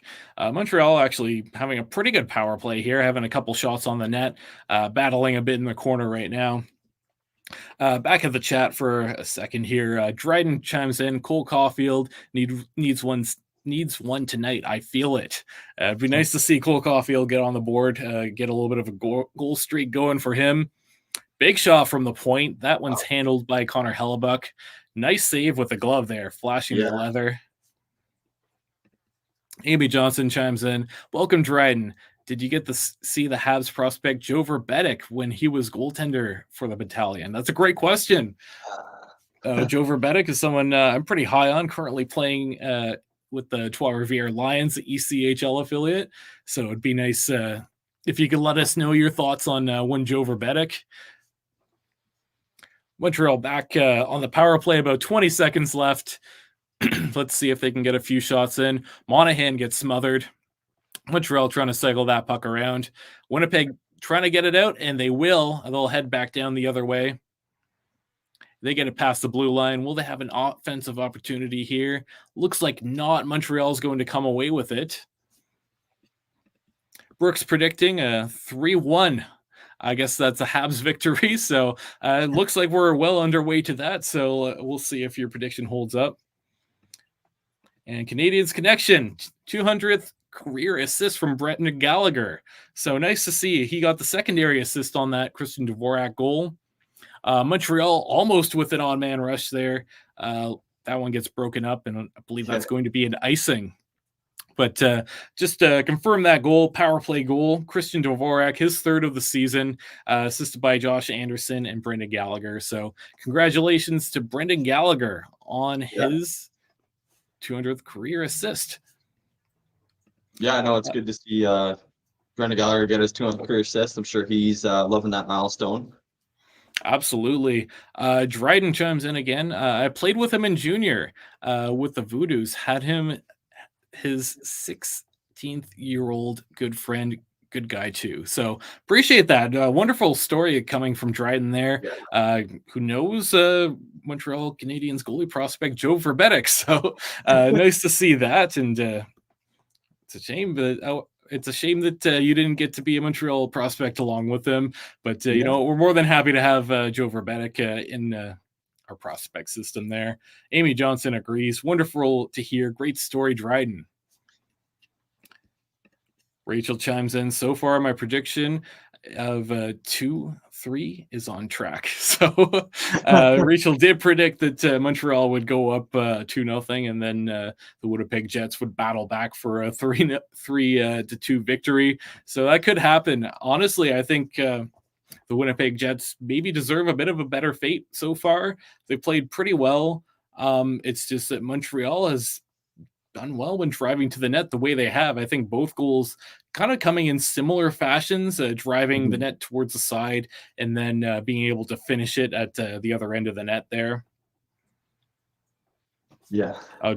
Trent chimes in. Wasn't that good at hockey or spelling law. So we appreciate that. Honestly, I was never that good at playing hockey either. I just enjoyed watching. So we appreciate that. And let us know if you have any other stories like that. We love to hear those from all of our listeners. Brooke chimes in with the boo Jets. So obviously a Montreal fan there. We do have some Jets fans in here tonight too, and we love hearing from both sides. We do our best to try and be pretty unbiased throughout this broadcast. But for those that don't know, us at Rocket Sports do primarily cover the Montreal Canadiens, so we'll probably, for the most part, be focused on that side. But certainly love to have fans of all teams in this live stream right now. So game back underway. About 2 minutes left in the period. Montreal just kind of trying to get possession here, but it's the Jets that go the other way. Could be an on-man rush. And will they get a shot off? Nice patience there by the Jets, but they miss the net. Wired from the point. That one gets blocked. Canadiens trying to hammer that puck out of the zone. You saw a stick break there. Trying to go the other way, but the Jets doing a good job hanging on to that puck. On-man rush here, but that he decides to turn away. Jets in the corner, trying to cycle the puck around the net. No options there. Montreal swarming them, doing a good job defensively. At the point here, fanned pass directly onto a Montreal Canadiens stick. And the Jets do keep it in the zone. They're battling pretty hard here. Montreal doing what they can, but the Jets just too strong on that puck. And a shot almost gets behind Allen. Allen didn't know where it was. That one trickles out, but Jets still holding the line. Looking for another opportunity. Driving the net, misses. Goes around to the other side. The Winnipeg Jets absolutely buzzing. Yeah. A lot of opportunities here, but not too many of those shots actually getting through to the net. That one, Morrissey and the Jets score. 2-1. So battling back. So you just felt like that one was coming. Yeah, they were hemmed in their zone for over a minute and 20 seconds, and I'm sure those Montreal defenders were seriously tired after that shift. Yeah, absolutely. The Winnipeg Jets have done that a few times. We felt like that's been coming for a while. So the Jets finally get onto the board here. You saw a lot of good work put in there by Gabe Vilardi. He did a good job getting that puck towards Allen on a number of occasions, and just that whole sequence, absolutely crazy. Yeah. No, so it looks like it was Gabe Vilardi that finished that one. Yeah, no, it's honestly like end of the first period, there's Winnipeg got us hemmed in our own zone, and it looks like it's the same fate this period, just better outcome for the Winnipeg Jets. Yeah, about a minute left. Just going to catch up on the chat here quickly. Gustav chimes in. Is it me or St. Louis is underrated? His team plays like this despite having a young roster and significant injuries. So interesting insight there. Marty St. Louis, the head coach. You know what? I think there are lots of different discussions you can have about Marty. I know that he can be a very inspirational guy. I think that the players do like to play for him, and they do play with their full heart night in, night out. So you're seeing a lot of that tonight for sure. Canadiens Connection chimes in. Kudos to Dryden. has an elite prospects page. So that's nice to see. I'll have to look that up pretty soon. But nice to see that there, Triton. We appreciate that you chimed in with some of these stories. Period comes to an end there. Going to quickly chime in to the chat before we head off on a quick intermission. Adam Bell, I'm going to bandwagon on Brooks' 3-1 prediction. Winnipeg will score in the last minute of the second, but Habs will put away the empty net goal by Evans. So it seems like that held pretty true there. Appreciate that, Adam. Amy Johnson, here we go. Of course, commenting on the Winnipeg Jets scoring a goal right at the end there. Brooks says, thanks, Amy J. And for welcoming me in. So yeah, we appreciate having you in here, Brooke, and we appreciate all your messages. And once again, Amy, glad to have you watching and chatting. So Montreal Canadiens up 2-1 after the second period. The Winnipeg Jets score just at the end there. We'll take a quick break and we'll be back in about 3 minutes.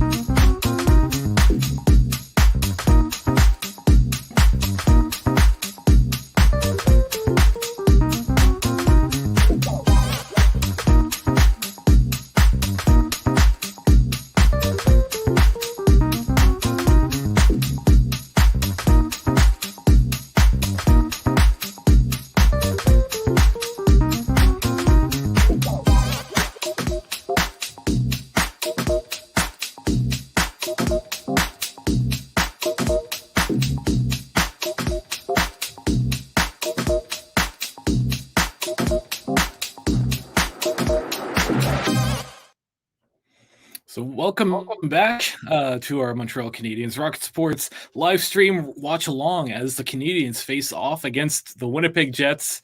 And it's been a pretty exciting period, the second there. After the second shots on goal, 14-12 for the Montreal Canadiens, and Habs lead 2-1. Canadiens goal coming from Josh Anderson and Christian Dvorak.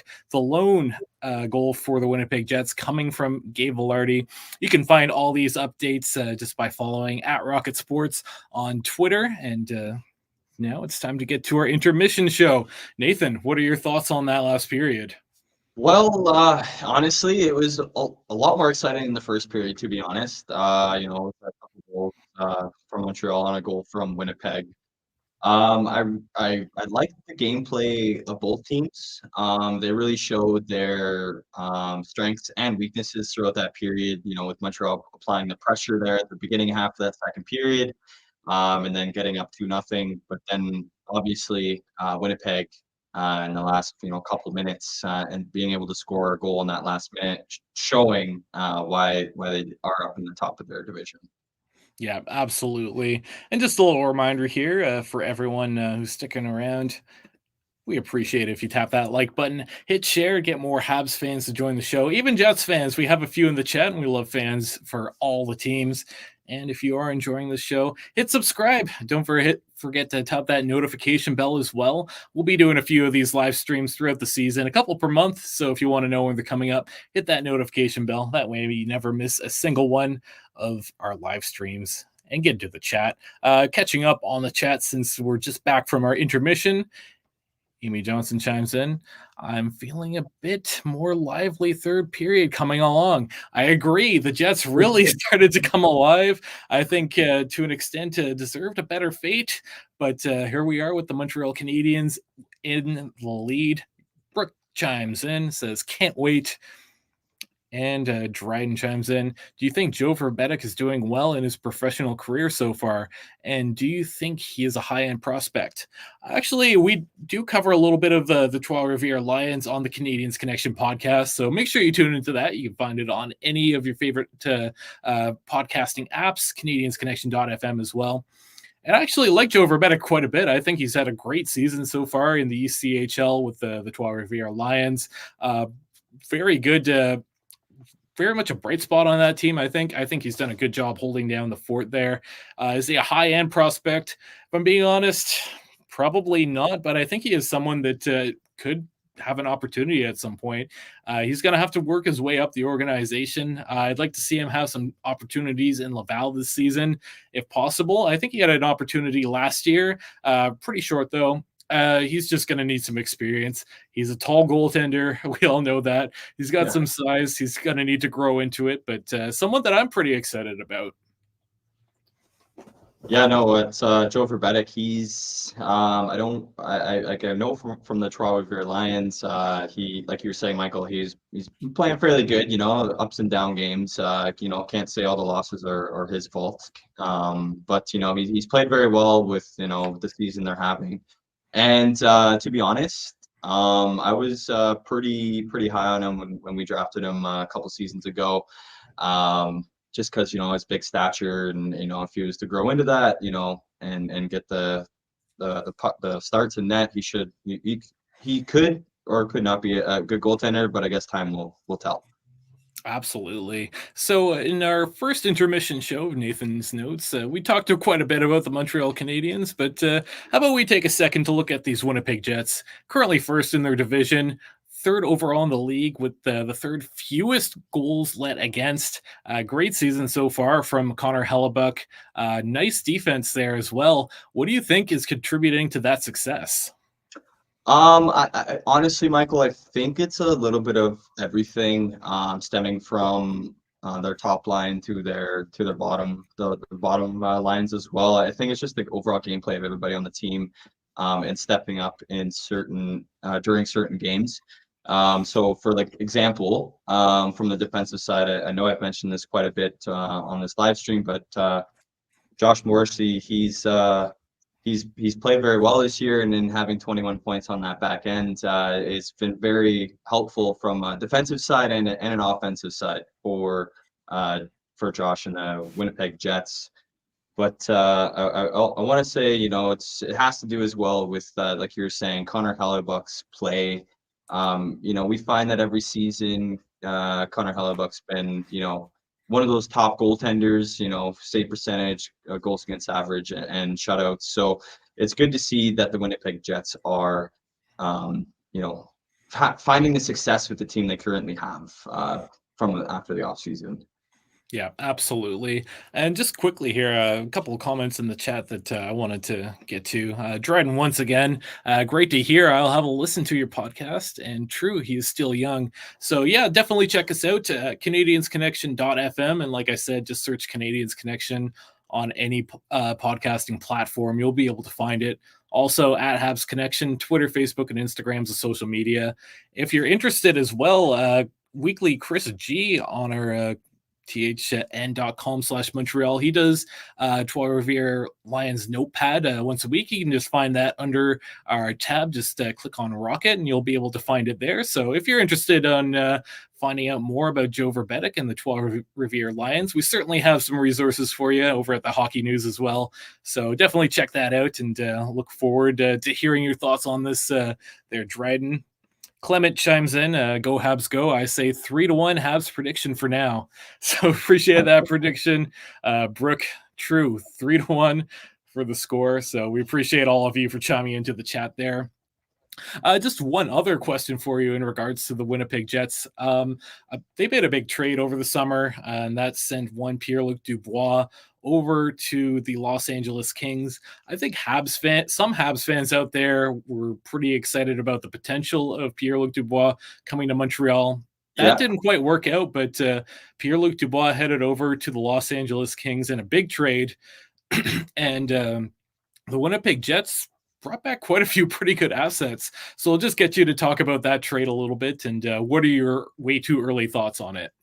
Well, honestly, Michael, when I take a look at this trade from a sample size of this year, I think Winnipeg's got the upper hand on that trade, to be honest. Because if you look at, just from a point standpoint, PLD's only got 12 points on the season in 26 games, and Alex Iafallo's got 15 points over the season so far, and Gabriel Velarde's got 9 points in 11 games. So, for the Winnipeg Jets to have Iafallo and Velarde, putting up points and helping them produce and get in that win column and on that score sheet, honestly, in the short term, I think Winnipeg Jets have won this trade versus the LA Kings. And if you look back at the LA Kings game and the Winnipeg Jets game, it was all Winnipeg Jets. I mean, the LA Kings scored 2 goals to start off in the game, and then Winnipeg just came back and beat them. So and PLD did not look too good during that game, to be honest.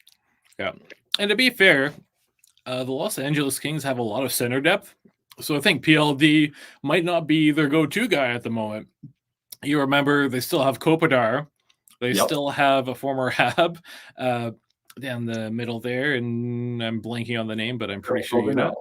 Yep, Dano. My apologies. Don't know why I forgot that, but yeah, Dano as well. And they have an emerging center in one Quentin Byfield. He's playing the wing right now, but at some point, I wonder if he's going to end up moving to center. So I think perhaps maybe just not the best fit on the Los Angeles Kings right now, but at some point Kopitar is going to retire, and they certainly need a predecessor to him. Yeah, no, it's good you brought up to that point about the center depth at the Los Angeles Kings. I tend to, I clearly fell off on the fact that they have such a big center depth, but it's good to see that LA, is built themselves enough depth for the center position. Yeah, absolutely. And just going to take another quick look at the chat here. Dryden says, for sure, will do. Thanks. Been trying to keep up with him every once in a while. So, yeah, we did talk about Joe Verbetic quite a bit on the podcast. So if you want to know a little bit more, feel free. We have tons of resources for you. Gustav's going to chime in. What are the Jets missing to be competitive? Do you think they could be interested in a Habs player? Well, I mean, they are pretty competitive already, being first in their division. We just talked about how they excel on goaltending and defense. Maybe a little bit more depth scoring. You see Kyle Connor is going to be out long-term. I wonder if maybe they could be looking at a depth scorer. I'm not sure who on Montreal, though. Do you have any thoughts on this? You know what? To be honest, I think for the Winnipeg Jets, anything could happen. They could, maybe they want to add like that scoring depth, whether it is from Montreal or from another team. That would obviously be a decision before the trade deadline, or in the next couple of weeks with their top goal scorer being out. But it's honestly, I've seen the good things in good trades happening. I've seen bigger things happen too as well. So who knows? Maybe Winnipeg could call Ken Hughes and say, hey, I'll take a loaner player off your hands. Yeah, maybe a Sean Monahan. That seems to be a rental that Montreal does have. potentially on the move before the trade deadline. I don't know if the fit's going to be there with the Winnipeg Jets, but certainly an option. And I think Sean Monahan's had a pretty good game tonight so far. Yeah, and he's versatile, right? He can play the center, he can play the wing, and it'd be a great piece for any team, not just the Winnipeg Jets, but any team that's looking to add some depth to their scoring and their center position. Absolutely. And as we approach, I think we're getting near the end of this intermission show, but I do have a very special question to ask you, Nathan. I think it's story time. So holidays are among us. We got Christmas coming up pretty soon. All the other holidays that happen throughout December. What is the best hockey or sports related gift that you have ever received? Well, to be honest, I've got a couple, and I'll be very quick about it. So the number one happens to be the sweater. It's been I'll on take my off the list banner here so every we can all year. see. It's been something I've been having on my person for the holidays every year since I received it. It's been huge for me. Every year I show it off to family and friends, and of course, I got some Toronto Maple Leaf fans in my circle, and they're not too happy about it. But they always ask, "Hey, is there a Toronto Maple Leaf one?" Or if there's like other fans are like, "Oh, can I get this one?" So I've got a lot of people asking me about this sweater when I bring it out during the holiday season. But another one that kind of reminds me of hockey, and I get excited to put it on my Christmas tree. Actually, it's actually a Carey Price goalie ornament I like to put on my tree. It's a good reminder of the good goaltending we've had over the last 10, 15 years for the Montreal Canadiens, and those are my two favorite. I have a long list of Canadiens swag, but these are my two favorites. Absolutely. I love to see it and appreciate you sharing that with us. If anyone else wants to chime in and let us know if they have a favorite hockey or sports related gift that they've received, we'd certainly like to hear some stories from you. Taking a look at the chat just before we head back into the third period, Gustav chimes in, too bad they don't need goaltending. So that in reference to his previous questions about if the Jets could be looking into acquiring a Habs player. Yep, absolutely. Montreal has 3 goaltenders, and you just hope that one of them moves at some point. It's been a crowded crease, and I don't think anyone's appreciated it in Montreal. Adam Bell's going to chime in here. I don't think the Jets need anything really. Pretty solid team across the board. I agree. The only thing I could really think of is maybe some depth scoring, but they really just don't have any weaknesses. They're first in their division, like I said. Canadiens Connection. Nathan is wearing his 2 favorite gifts. The Habs goal sweater and his Rocket Sports polo. Yeah, so like what I'm wearing right now, Nathan's got that underneath. So keep the uniform going, and at the same time, sporting that amazing Christmas sweater. So we appreciate you sharing that with all of us, Nathan. It's pretty awesome, and I think a lot of our viewers are pretty jealous right now. Hey, they're both comfortable. The sweater and the polo, both comfortable things to have. I recommend them both. Absolutely. Third period almost underway here. Both teams just getting set up. And just before we get to that, though, I will let you know about all of our content. We at Rocket Sports do all the Montreal Canadiens coverage for the hockey news. So just head over to thn.com/Montreal, and you can find all of our great feature articles, game day, and we cover prospects there as well. Follow our social media at Rocket Sports on Twitter, at Rocket Sports Media on Facebook, at Rocket Sports Media on Instagram, and you can find our podcast at CanadiensConnection.fm. Third period underway. Montreal up 2-1 so far, and a couple of goals in that second period for Montreal. Josh Anderson and Christian Dvorak on the power play. Gabe Vilardi strikes just towards the end of that period for the Winnipeg Jets to get them on the board. So it's a big period. I think a lot of people are predicting this one to be just as exciting as that second period. Yeah. And Curtis is going to chime in. I'll let you read this one off, Nathan. So Curtis says, good to see more people joining the live chat. I'm away. Early morning. Hopefully the forwards can continue the forecheck and back checking to help the defense and goaltenders. I think that's a good comment there, Curtis, and I'm hopeful that the Montreal Canadiens will continue to do these things. to help Yeah. us out on the back end. And for Curtis, for those who weren't in our last stream, definitely let everyone know where you're from and what time it is where you are. I think a lot of our viewers would be quite impressed with what you've been able to pull off here watching the Canadiens game and joining us. Gustav chimes in with the new year coming up. What should some Habs resolutions? Team or individual players? That's a difficult question. I think we'll take a minute here just to think about that, and we'll get right back to you briefly there, Gustav. But as that's happening, Montreal does go to the box. It's Justin Barron for a holding penalty. A little bit undisciplined. You look over at that Montreal bench, and Marty St. Louis is not happy. So 1 minute into the third period, and Montreal already going shorthanded there. Yeah, that's again not good to see. I know Montreal, took that penalty in the last period there, and again starting the third period taking a penalty. Not the start we want, to be honest. Yeah, looks like a Jets player just took a stick to the face. Josh Morrissey, he's bleeding and he's running off to the dressing room here. So pretty eventful third period in less than 2 minutes. I wonder if Montreal, no, they won't get a penalty. Looks like maybe that was a puck though, but Morrissey hurting and you saw some blood there. Yeah, looking at the replay, yeah, it definitely was the puck. Suzuki went to shoot it, and it just went right up Morrissey's stick and got him right in the face. Yeah, I thought it might have been the follow through of the stick there, but that looks pretty nasty. And you saw Morrissey rushing off to the dressing room, so you hope he's all right. Jets still have about 1:40 left on that power play. I'll catch up on the chat here briefly. Amy Johnson chimes in.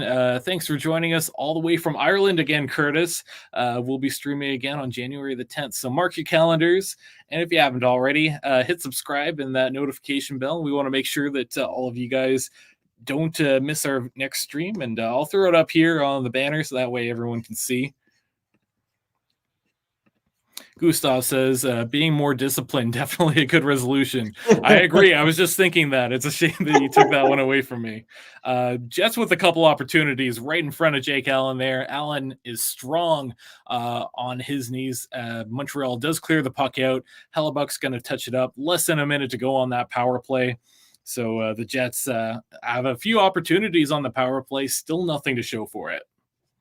Yeah, it's Montreal is playing good defense right now, keeping them to the outside, not letting them get too many good shots on net. When they do, it's a blocked attempt for sure, but Jake Allen standing on his head and making the saves when need to. Absolutely. Puck goes all the way to the other end once again, and there's Connor Hellebuck to touch that up. About 30 seconds left on the power play. The Jets have a little bit of a rush here. They'll cycle that puck around, looking for an open shot from the point, passing it around, just looking to see what they can do. Once again, right at the point, will they go for a shot? No, Montreal doing a good job covering the zone here. Winnipeg with not too many options, it looks like. It looks like they just don't have anywhere to shoot. Will they finally get a shot off? Nope, that one goes directly into the corner. Nice stick in the way. That was a good play defensively. Yeah, great play by Montreal, and that's a solid kill by the Canadiens. Shots 19-19, about 17 minutes left. Yeah, no, that was a great penalty kill by the Montreal Canadiens, and it's definitely what they wanted, and I'm sure Martin St. Louis is a little bit happier to see that his team was able to get that kill. Absolutely. The Jets buzzing quite a bit here, and Allen's going to cover that up. Nice glove down to settle down the game a little bit. Just going to pull up this question from Gustav now that we have a chance here. A lot of play was happening, so I didn't want to miss a goal or anything before we got to it. But looking for what should be some Habs resolutions, team or individual. Well, I think a resolution for Kent Hughes, start making trade deadline moves right away.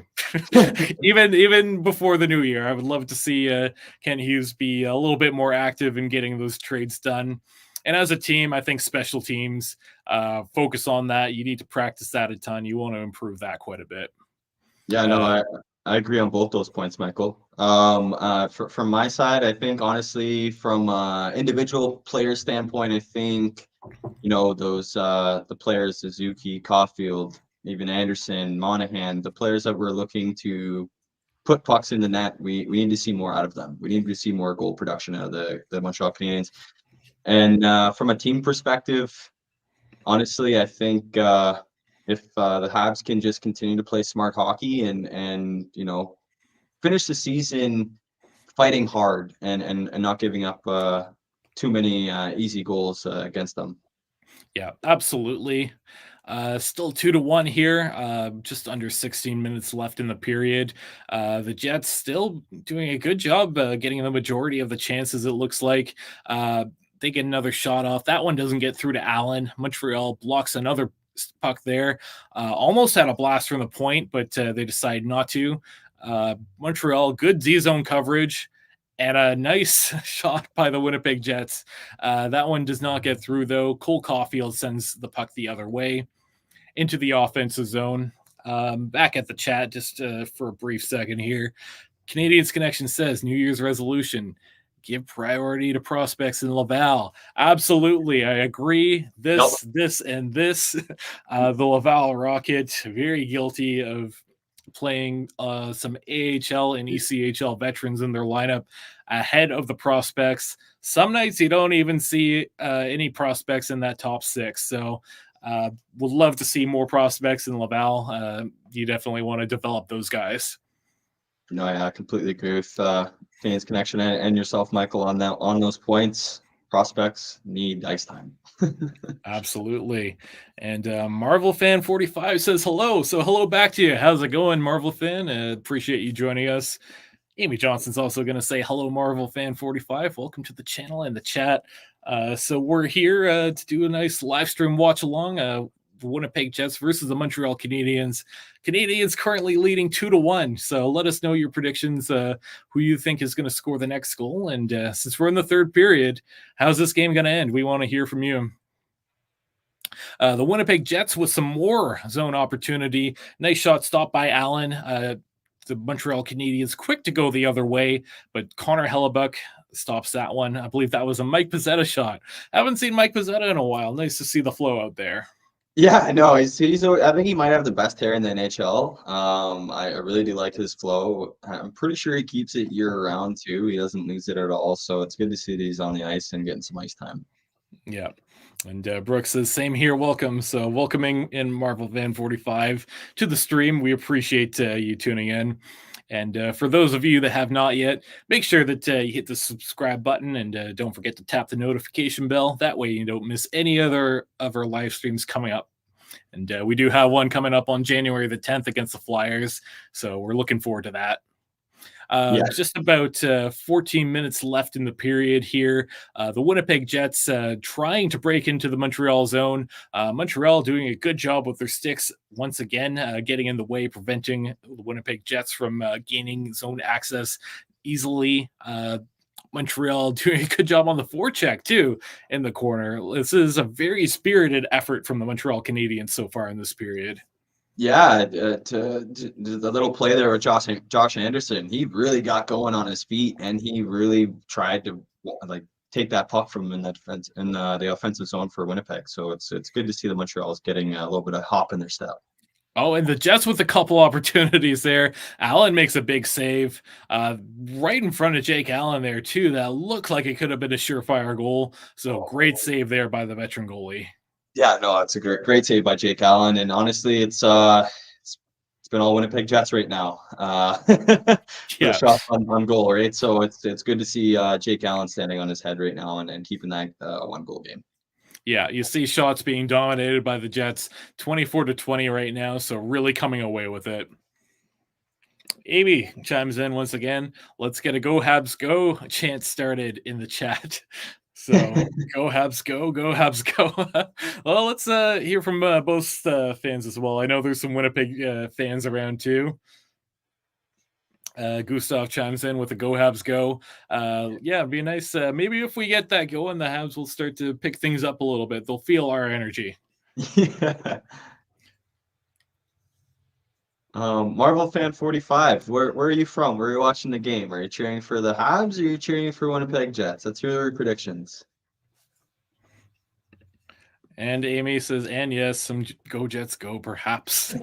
Not so thrilled about that. But let's hear from both sides here. Dryden, go Habs go. Brooke with the go Habs go, and Dryden with no boo Jets. So very, very much a Habs chat right now. Canadiens Connection chimes in with another go Habs go. Jets with a nice opportunity there, almost a dangle around the Montreal defender Matheson, but Matheson does a good job getting in the way of that one. Yeah. Once again, they do clear the zone, approaching the 11-minute mark, and not a whole lot to show for either side. Besides a few pretty good opportunities from the Jets, it's not been a Yeah. whole lot, a little bit back and forth, it seems. Yeah, I mean, the Jets have had, I'm going to say more of the scoring chances in this third period, just from what I've been seeing. But it's Montreal's had a couple. I'm not counting them out. But it's getting interesting leading into the last 10 minutes of this third period. Josh Anderson almost had an all-man rush there, but he couldn't hold on to the puck. Right now, Jake Allen's playing the puck to the corner. Montreal trying to get the puck out. Looking at the chat here, Marvel Fan 45 says, from Canada, I'm cheering for Montreal. Yeah, I believe we're both from Canada here as well, so we appreciate it. We have fans from all over too, fans from Ireland, fans from the USA as well, so we appreciate it, and let us know who you think is going to win. Jimmy Canuck 77 says, go Amy go. So Amy Johnson doing a good job. We all appreciate that. Yeah. Marvel Fan 45 with a let's go Habs. Haven't heard that one in a while. So appreciate the change there, but same sentiment. And Jimmy Canuck with the go Canucks go. Well, unfortunately, no Canucks on this stream tonight, but hey, we appreciate you joining us. Actually, don't even think there's a Canucks game tonight. So and nice hi Amy from Jimmy Canuck 77 as well. High danger scoring chances are now 11-10 for the Jets. So wow. Montreal catching up a little bit in that area. I think that second period really did that for them with the power play opportunities. So does still feel like the Jets are dominating the majority of possession, but Montreal has made the most of their opportunities, and capitalizing on the power play there was very good for them. Yeah, I mean, if they didn't capitalize on those opportunities, like you were saying, Michael, I think this game would be a different game, a different score. But because Montreal's been able to battle and get the goals when they can, it's made it a very interesting game. Yeah, absolutely. So we're approaching, I believe, 10 minutes left in this period. Still 2-1 for the Montreal Canadiens. Just a little reminder here. We want to make sure that you tap that like button and hit share. That way we can get our content across to more Habs fans and more hockey fans in general. We appreciate fans of all different teams. We have a few Habs fans in this chat. It looks like a Canucks fan as well. So we appreciate all of you being here tonight with us as we watch along this game. Not too much happening in this period besides that early power play opportunity for the Jets. Getting back to it a little bit here, the Montreal Canadiens do win the face-off in their own zone. Very quick to break it out to the other end. Connor Hellebuck comes out to play that one. Montreal with a far shot, misses wide, goes to the corner. Cycling it around, looking for an opportunity. I think I saw a few people say that they'd like to see a Cole Caulfield goal. It'd be nice. It'd be good timing to get some assurance here. Some of those 3-1 Montreal victory predictions might actually come true. Nick Suzuki sends the puck in deep. Montreal trying to pick it up, but they can't get to it. The Jets come back the other way, and once again, broken up. That center ice is in the neutral zone has been very difficult to navigate. Yeah, it's the game's picking up a little bit, and it's been hard for either team in the last couple minutes to really settle that puck down and get into their respective offensive zones. Absolutely. Montreal in the offensive zone right now. You can see the Jets on their heels a bit. They're trying to show a little bit more speed, but unfortunately just not having anything come to them so far. Jets behind the Montreal net looking for a pass there. That one's too hot to handle. It goes all the way outside the zone. So under 10 minutes left. Jets once again trying to break in. Shot stopped by Allen. Allen has been solid. The goal he had against, You can't blame him for it. Yeah, it's Jake Allen's been doing everything to keep the puck out of the net, to keep this game a 2-1 lead for the Montreal Canadiens. Yeah, It's absolutely. definitely And good to see. so it looks like they're back on a commercial break here. Gonna catch up on the chat. Apologies, haven't gotten to that, as it looked like there could have been a few dangerous plays, but just going to take a look at Bellick. What do the Winnipeg Jets and the Titanic have in common? Gustav says, what do they have in common? And the answer, they both look good until they hit the ice. So very funny. We appreciate that joke from the Habs fan perspective. Good one. Lol, lol, lol. So nice joke. I'll have to use that for the next time that we play the Leafs or something. The Canadiens Connection. Great chance by Suzuki on a one-timer setup by Caulfield. Solid save by Hellbuck. Yep. I think I saw that one not too long ago. Hellebuck, I think he's had a good night too. 2 goals against, just like Allen. I don't think he could do much about the goals against him, and it's nice to see that Caulfield had. I think he's passing a lot more than he's shooting lately. So nice to see him set that up. And then Gustav here pointing out, although they have a pretty good record, referring to the Winnipeg Jets. Danny chimes in, says, hey. So, hey, back at you, Danny. Hey. I'm not going to read this, but yeah, I guess we have a Leafs fan in here. So thanks for joining us, Danny. Welcome to the chat. And like Amy says, welcome to the channel. Danny, where are you joining us from tonight? And once again, Danny, just a little hi. Let us know where you're from, though. We'd appreciate knowing where all of our viewers are coming from. And just a little reminder here as well, since we're commercial break, we have another live stream coming up next year. It's going to be January the 10th versus the Philadelphia Flyers. So make sure you hit that subscribe button. Don't forget the notification bell, and that way you don't miss out on any of these streams. So back in action here in the third period, still 2-1 Montreal. The Jets leading shots 26-21. Danny chimes in Winnipeg right now. So thanks for joining us all the way from Winnipeg. So I guess Leafs fan in Jetstown. So that's interesting. Brooke chimes in, Canada I'm from. So saying it the Yoda way, we like that too. But Danny clarifying, but originally from Toronto. So it makes sense that you're a Leafs fan then. So appreciate you joining us. Amy wants to know, what province are you in, Brooke? It'd be nice to know where everyone's from. We do have some viewers from all over the globe so far, so nice to see that. Just a little bit under 9 minutes in the game. The Canadiens in the offensive zone almost had an opportunity, broken up by the Jets. Montreal, though, keeping the puck in the offensive zone. The Jets doing a good job breaking up the plays. Almost had a way to break it out, but Caulfield doing a good job on that forecheck. Yeah, and I didn't see that Winnipeg Jets player is trying to get under Caulfield's skin. You see Caulfield showing a little bit of frustration with him, but I still love his determination and drive when it comes to those bigger players, and he doesn't back down whatsoever. Yeah, absolutely. Nice to see the Montreal's getting a little bit of zone time here. Certainly making the most of this lead, trying to hold it as much as possible. And what better way than to do that in the offensive zone? No, exactly. It's good to see that Montreal's been able to do this. It hasn't been too frequent throughout this game. They've been able to get a little bit of time in the offensive zone. Yeah. In the chat there, Brooke says from London, and Amy says London, Ontario is a great place. Do you go to Knights OHL games?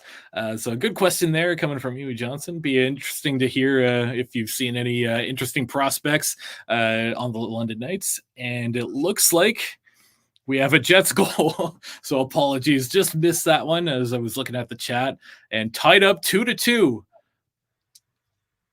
Winnipeg Jets finally do capitalize.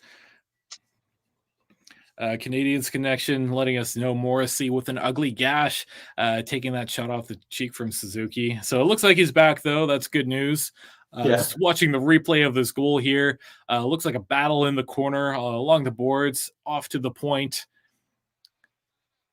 And then, yeah, right in front of the net, rebound off of Allen. No chance for him. And great goal by the Winnipeg Jets there. Yeah, there's nothing Allen could have done with that. And it's tie game 2-2. Yeah, it looks like that's coming from Perfetti. Amy Johnson says, "Oh boy, is another 12-round shootout on the way." Please don't. That's what happened in our latest stream against the Pittsburgh Penguins. So Gustav chimes in with the sad face. Danny with an okay. And Gustav says, Rocket Sports live stream curse, 12-round shootout. I hope that's not a thing. Evan and Haley chime in with let's go Jets. So nice to see some Jets fans in here. I think the Jets starting to come alive once again in the offensive zone. That goal coming from one Cole Perfetti, assisted by Vladislav Nemesnikov. So Perfetti, a nice young talent in Winnipeg. Nice to see him get on the board there. And unfortunately for the Canadiens, that lead has dissipated.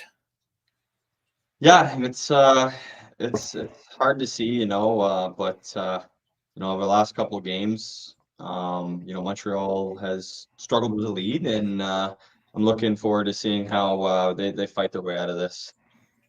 Absolutely. The Jets buzzing a little bit in that offensive zone. They get a shot. Allen stops that one pretty easily. Montreal trying to get the puck out, and it looks like they'll just get it past the blue line, although an errored pass.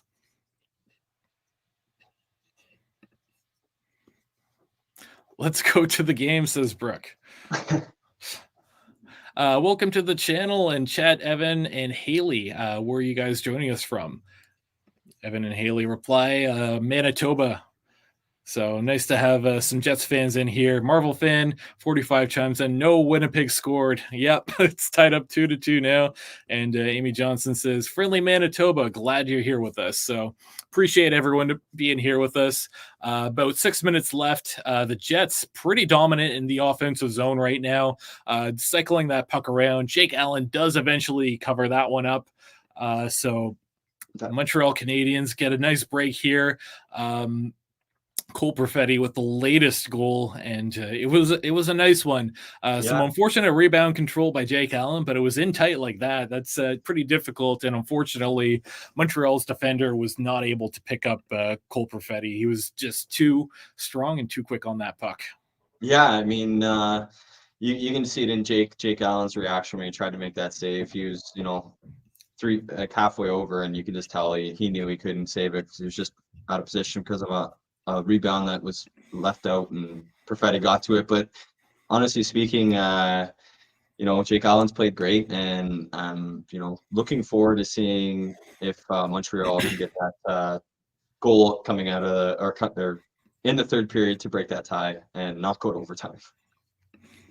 Question coming in. I have a question. Will Michael's voice run out if every game stream is a shootout? Well, it's almost running out already, so I don't know if you hear that, but we appreciate that. Yeah, when I went to the 12-round shootout against the Pittsburgh Penguins, like that close. I'm surprised I lasted through all that, but we do our best here, and that's why we have two of us. I got Nathan here who can pick up some slack. Speaking of it, why don't you read this next comment? Hopefully that's not the case. He has a great voice, and I agree with you, Gustav. Michael does have a great voice. We appreciate it, and same to you there, Nathan. Been a fun game so far. No goals in that first period. Honestly, kind of a snoozer in that first period overall, but Montreal gets two quick goals in that second. Winnipeg just gets one before the end of the second period to come within one, and just here in the third, it's Cole Perfetti that ties things up for the Winnipeg Jets. So we'll see. Hopefully not another overtime tonight, but less than 6 minutes to go. Let's get everyone's thoughts in the chat. Who do you think is going to score that game-winning goal? And will it be the Jets like some of you have predicted? Yeah, that's I want to hear everyone's predictions. It's going to be tight finish to the end, and it's going to be an exciting last 5-6 minutes of the game. Absolutely. Battling in the neutral zone here. The Winnipeg Jets do corral the puck in their own zone, looking for a breakout pass, trying to get that puck through the center ice, but Montreal does a good job stopping that up. Trying to send that puck around. Once again, Montreal, they're first on the puck after The Winnipeg Jets try to throw the puck down the ice. Neither team really having the upper hand at this exact moment, although the Jets do lead the shots department 29-21, so a bit of separation there. You can see that their hard work has started to pay off. Yeah, I mean, most of these shots came in this period. If I'm not mistaken, I'm pretty sure Montreal was up on the shot totals leading into this period, but it's just been all Jets putting on that pressure on the Canadiens right now. Yeah, I believe Montreal was up by one shot. So interesting to see how far Winnipeg has battled back here. Yeah. In the chat, Amy Johnson chimes in. I said 4-2 Winnipeg at the top of the show, so I'm sticking to it. Yeah, it could happen. Wouldn't be surprised. I mean, Winnipeg could get a go-ahead goal at some point in the near future and add that empty netter. Brooke chimes in. Montreal will win. And Danny, 3-2 for Winnipeg in overtime. So love the predictions. Keep them coming in if you're feeling bold. I'd like to know who you think is going to score the next goal. Which player? We want to make sure that we hear from all of our viewers tonight. Yeah. So about 4 minutes left in the Winnipeg zone. They're breaking it out past center. It's a 2-on-2, but Montreal fends that off pretty well. Jake Allen comes out and plays that puck down the ice to the other end, and it's going to go all the way from Allen to Hellebuck. Montreal now battling in the corner. DeMello down on his knees. They try to get the puck away. Now Winnipeg's coming back, trying to get through that center ice. They do dump and chase, but Montreal's there to pick it up first. Looks like they'll have an easy zone exit, passing it out, and they'll dump it into the Jets zone. Hellebuck there to pick it up. Winnipeg trying to go the other way. Are we ever going to get some zone time from either team? Looks like we're just going to be passing the puck from one net to the other. Yeah, absolutely. We get a whistle in there. Not a whole lot's happened in those last few minutes. So let's get into the chat. Let's hear from everyone. We want to make sure we get all your comments and questions if you have any. So make sure you let us know. And also just a reminder here, if I've not said it already, our next live Canadiens game live stream will be January the 10th versus the Philadelphia Flyers. So make sure you look out for that. Adam Bell chimes in. Time for Big Slav to come through. So predicting a Slavkovsky goal. This would be the right time for him to get another goal. Of course, I don't think he has too many on the season quite yet. Montreal in the offensive zone, though, approaching the 3-minute mark. Winnipeg doing a good job getting on to them pretty hard and coming away with the puck. Now the other way, 3-on-2, it looks like. That puck goes high and wide. Winnipeg now at the point tries to get a puck through. That can't go through. Allen falls. He's swimming in his net. Not sure what's going on here. Finally, he's back up, and he stops that puck, luckily up just in time. Not sure what caused him to fall over. Yeah. And now the Canadiens the other way. Armia almost had an opportunity. That was stopped by Hellebuck. And maybe another opportunity for Montreal. Stopped again. So chances at both sides. Now we get another odd man break. Slap shot. Stopped by Jake Allen. Gloves that one down. Ehlers. And they're showing a graphic there. 86 miles per hour. That's slap shot from Nikolai Ehlers. But Jake Allen stops it. Question coming in from Canadiens Connection. Since Canadiens have second most goals by defensemen in the NHL this season, which defenseman scores the game winner? So an interesting thought here. I'll let you lead this one off, Nathan. Well, I'm going to stick to what I said at the top of the show, and I'm going to players to watch me. Justin Barron. I think he's going to, just to keep continuing with those bragging rights against his brother. I think it would be a very good story if Justin Barron wants to get that game winner against the Winnipeg Jets. Absolutely. I'm going to say it's going to be Mike Matheson. I feel like I was critical of his giveaways at the beginning of the game, so it's probably going to be Mike Matheson just out of spite for what I said. Less than 2 minutes to go. Looks Montreal almost had a rush the other way. A.B. Johnson chimes in. Ooh, good question. I say Kovacevic. So the former Winnipeg Jet, Montreal picked him up off of waivers, and he's been pretty good this season. Gustav chimes in, hesitating between Savard and Kovacevic. So, yeah, lots of love for Kovacevic in the chat. Yeah.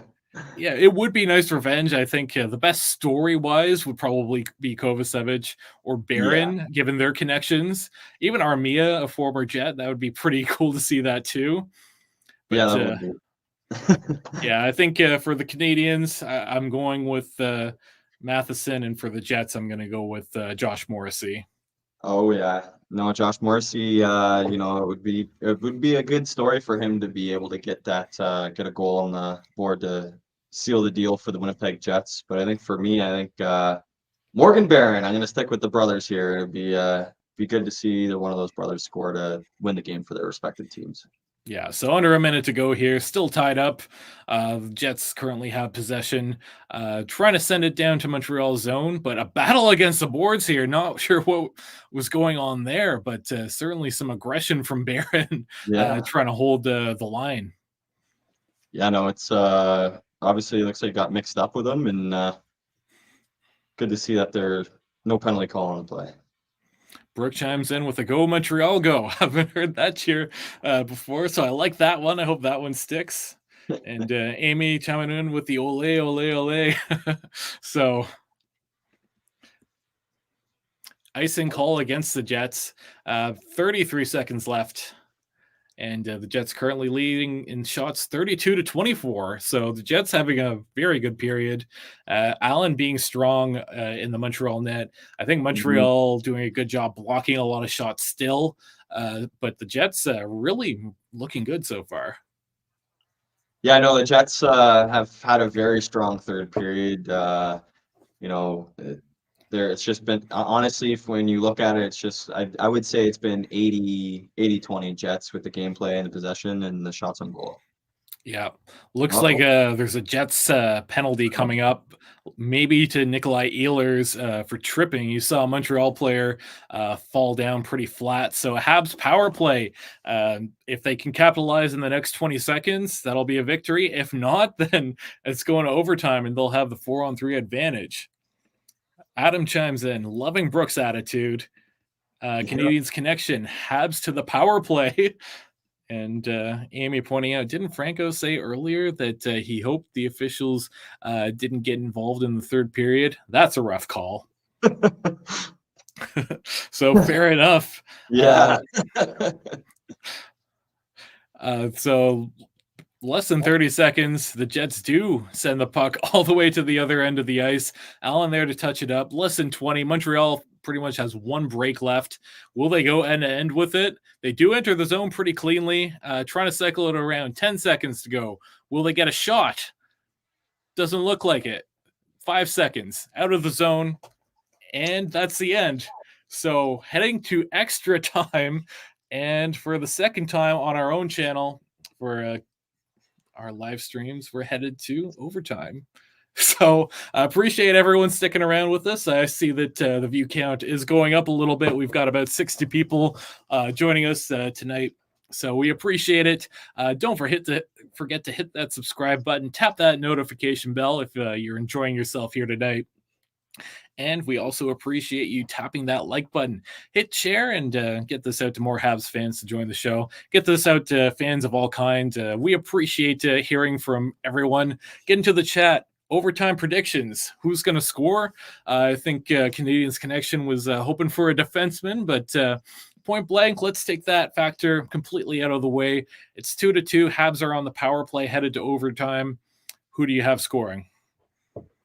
You know what? I think for everything aside, I would love to see outside of Justin Barron, I want to see Cole Caulfield score a goal.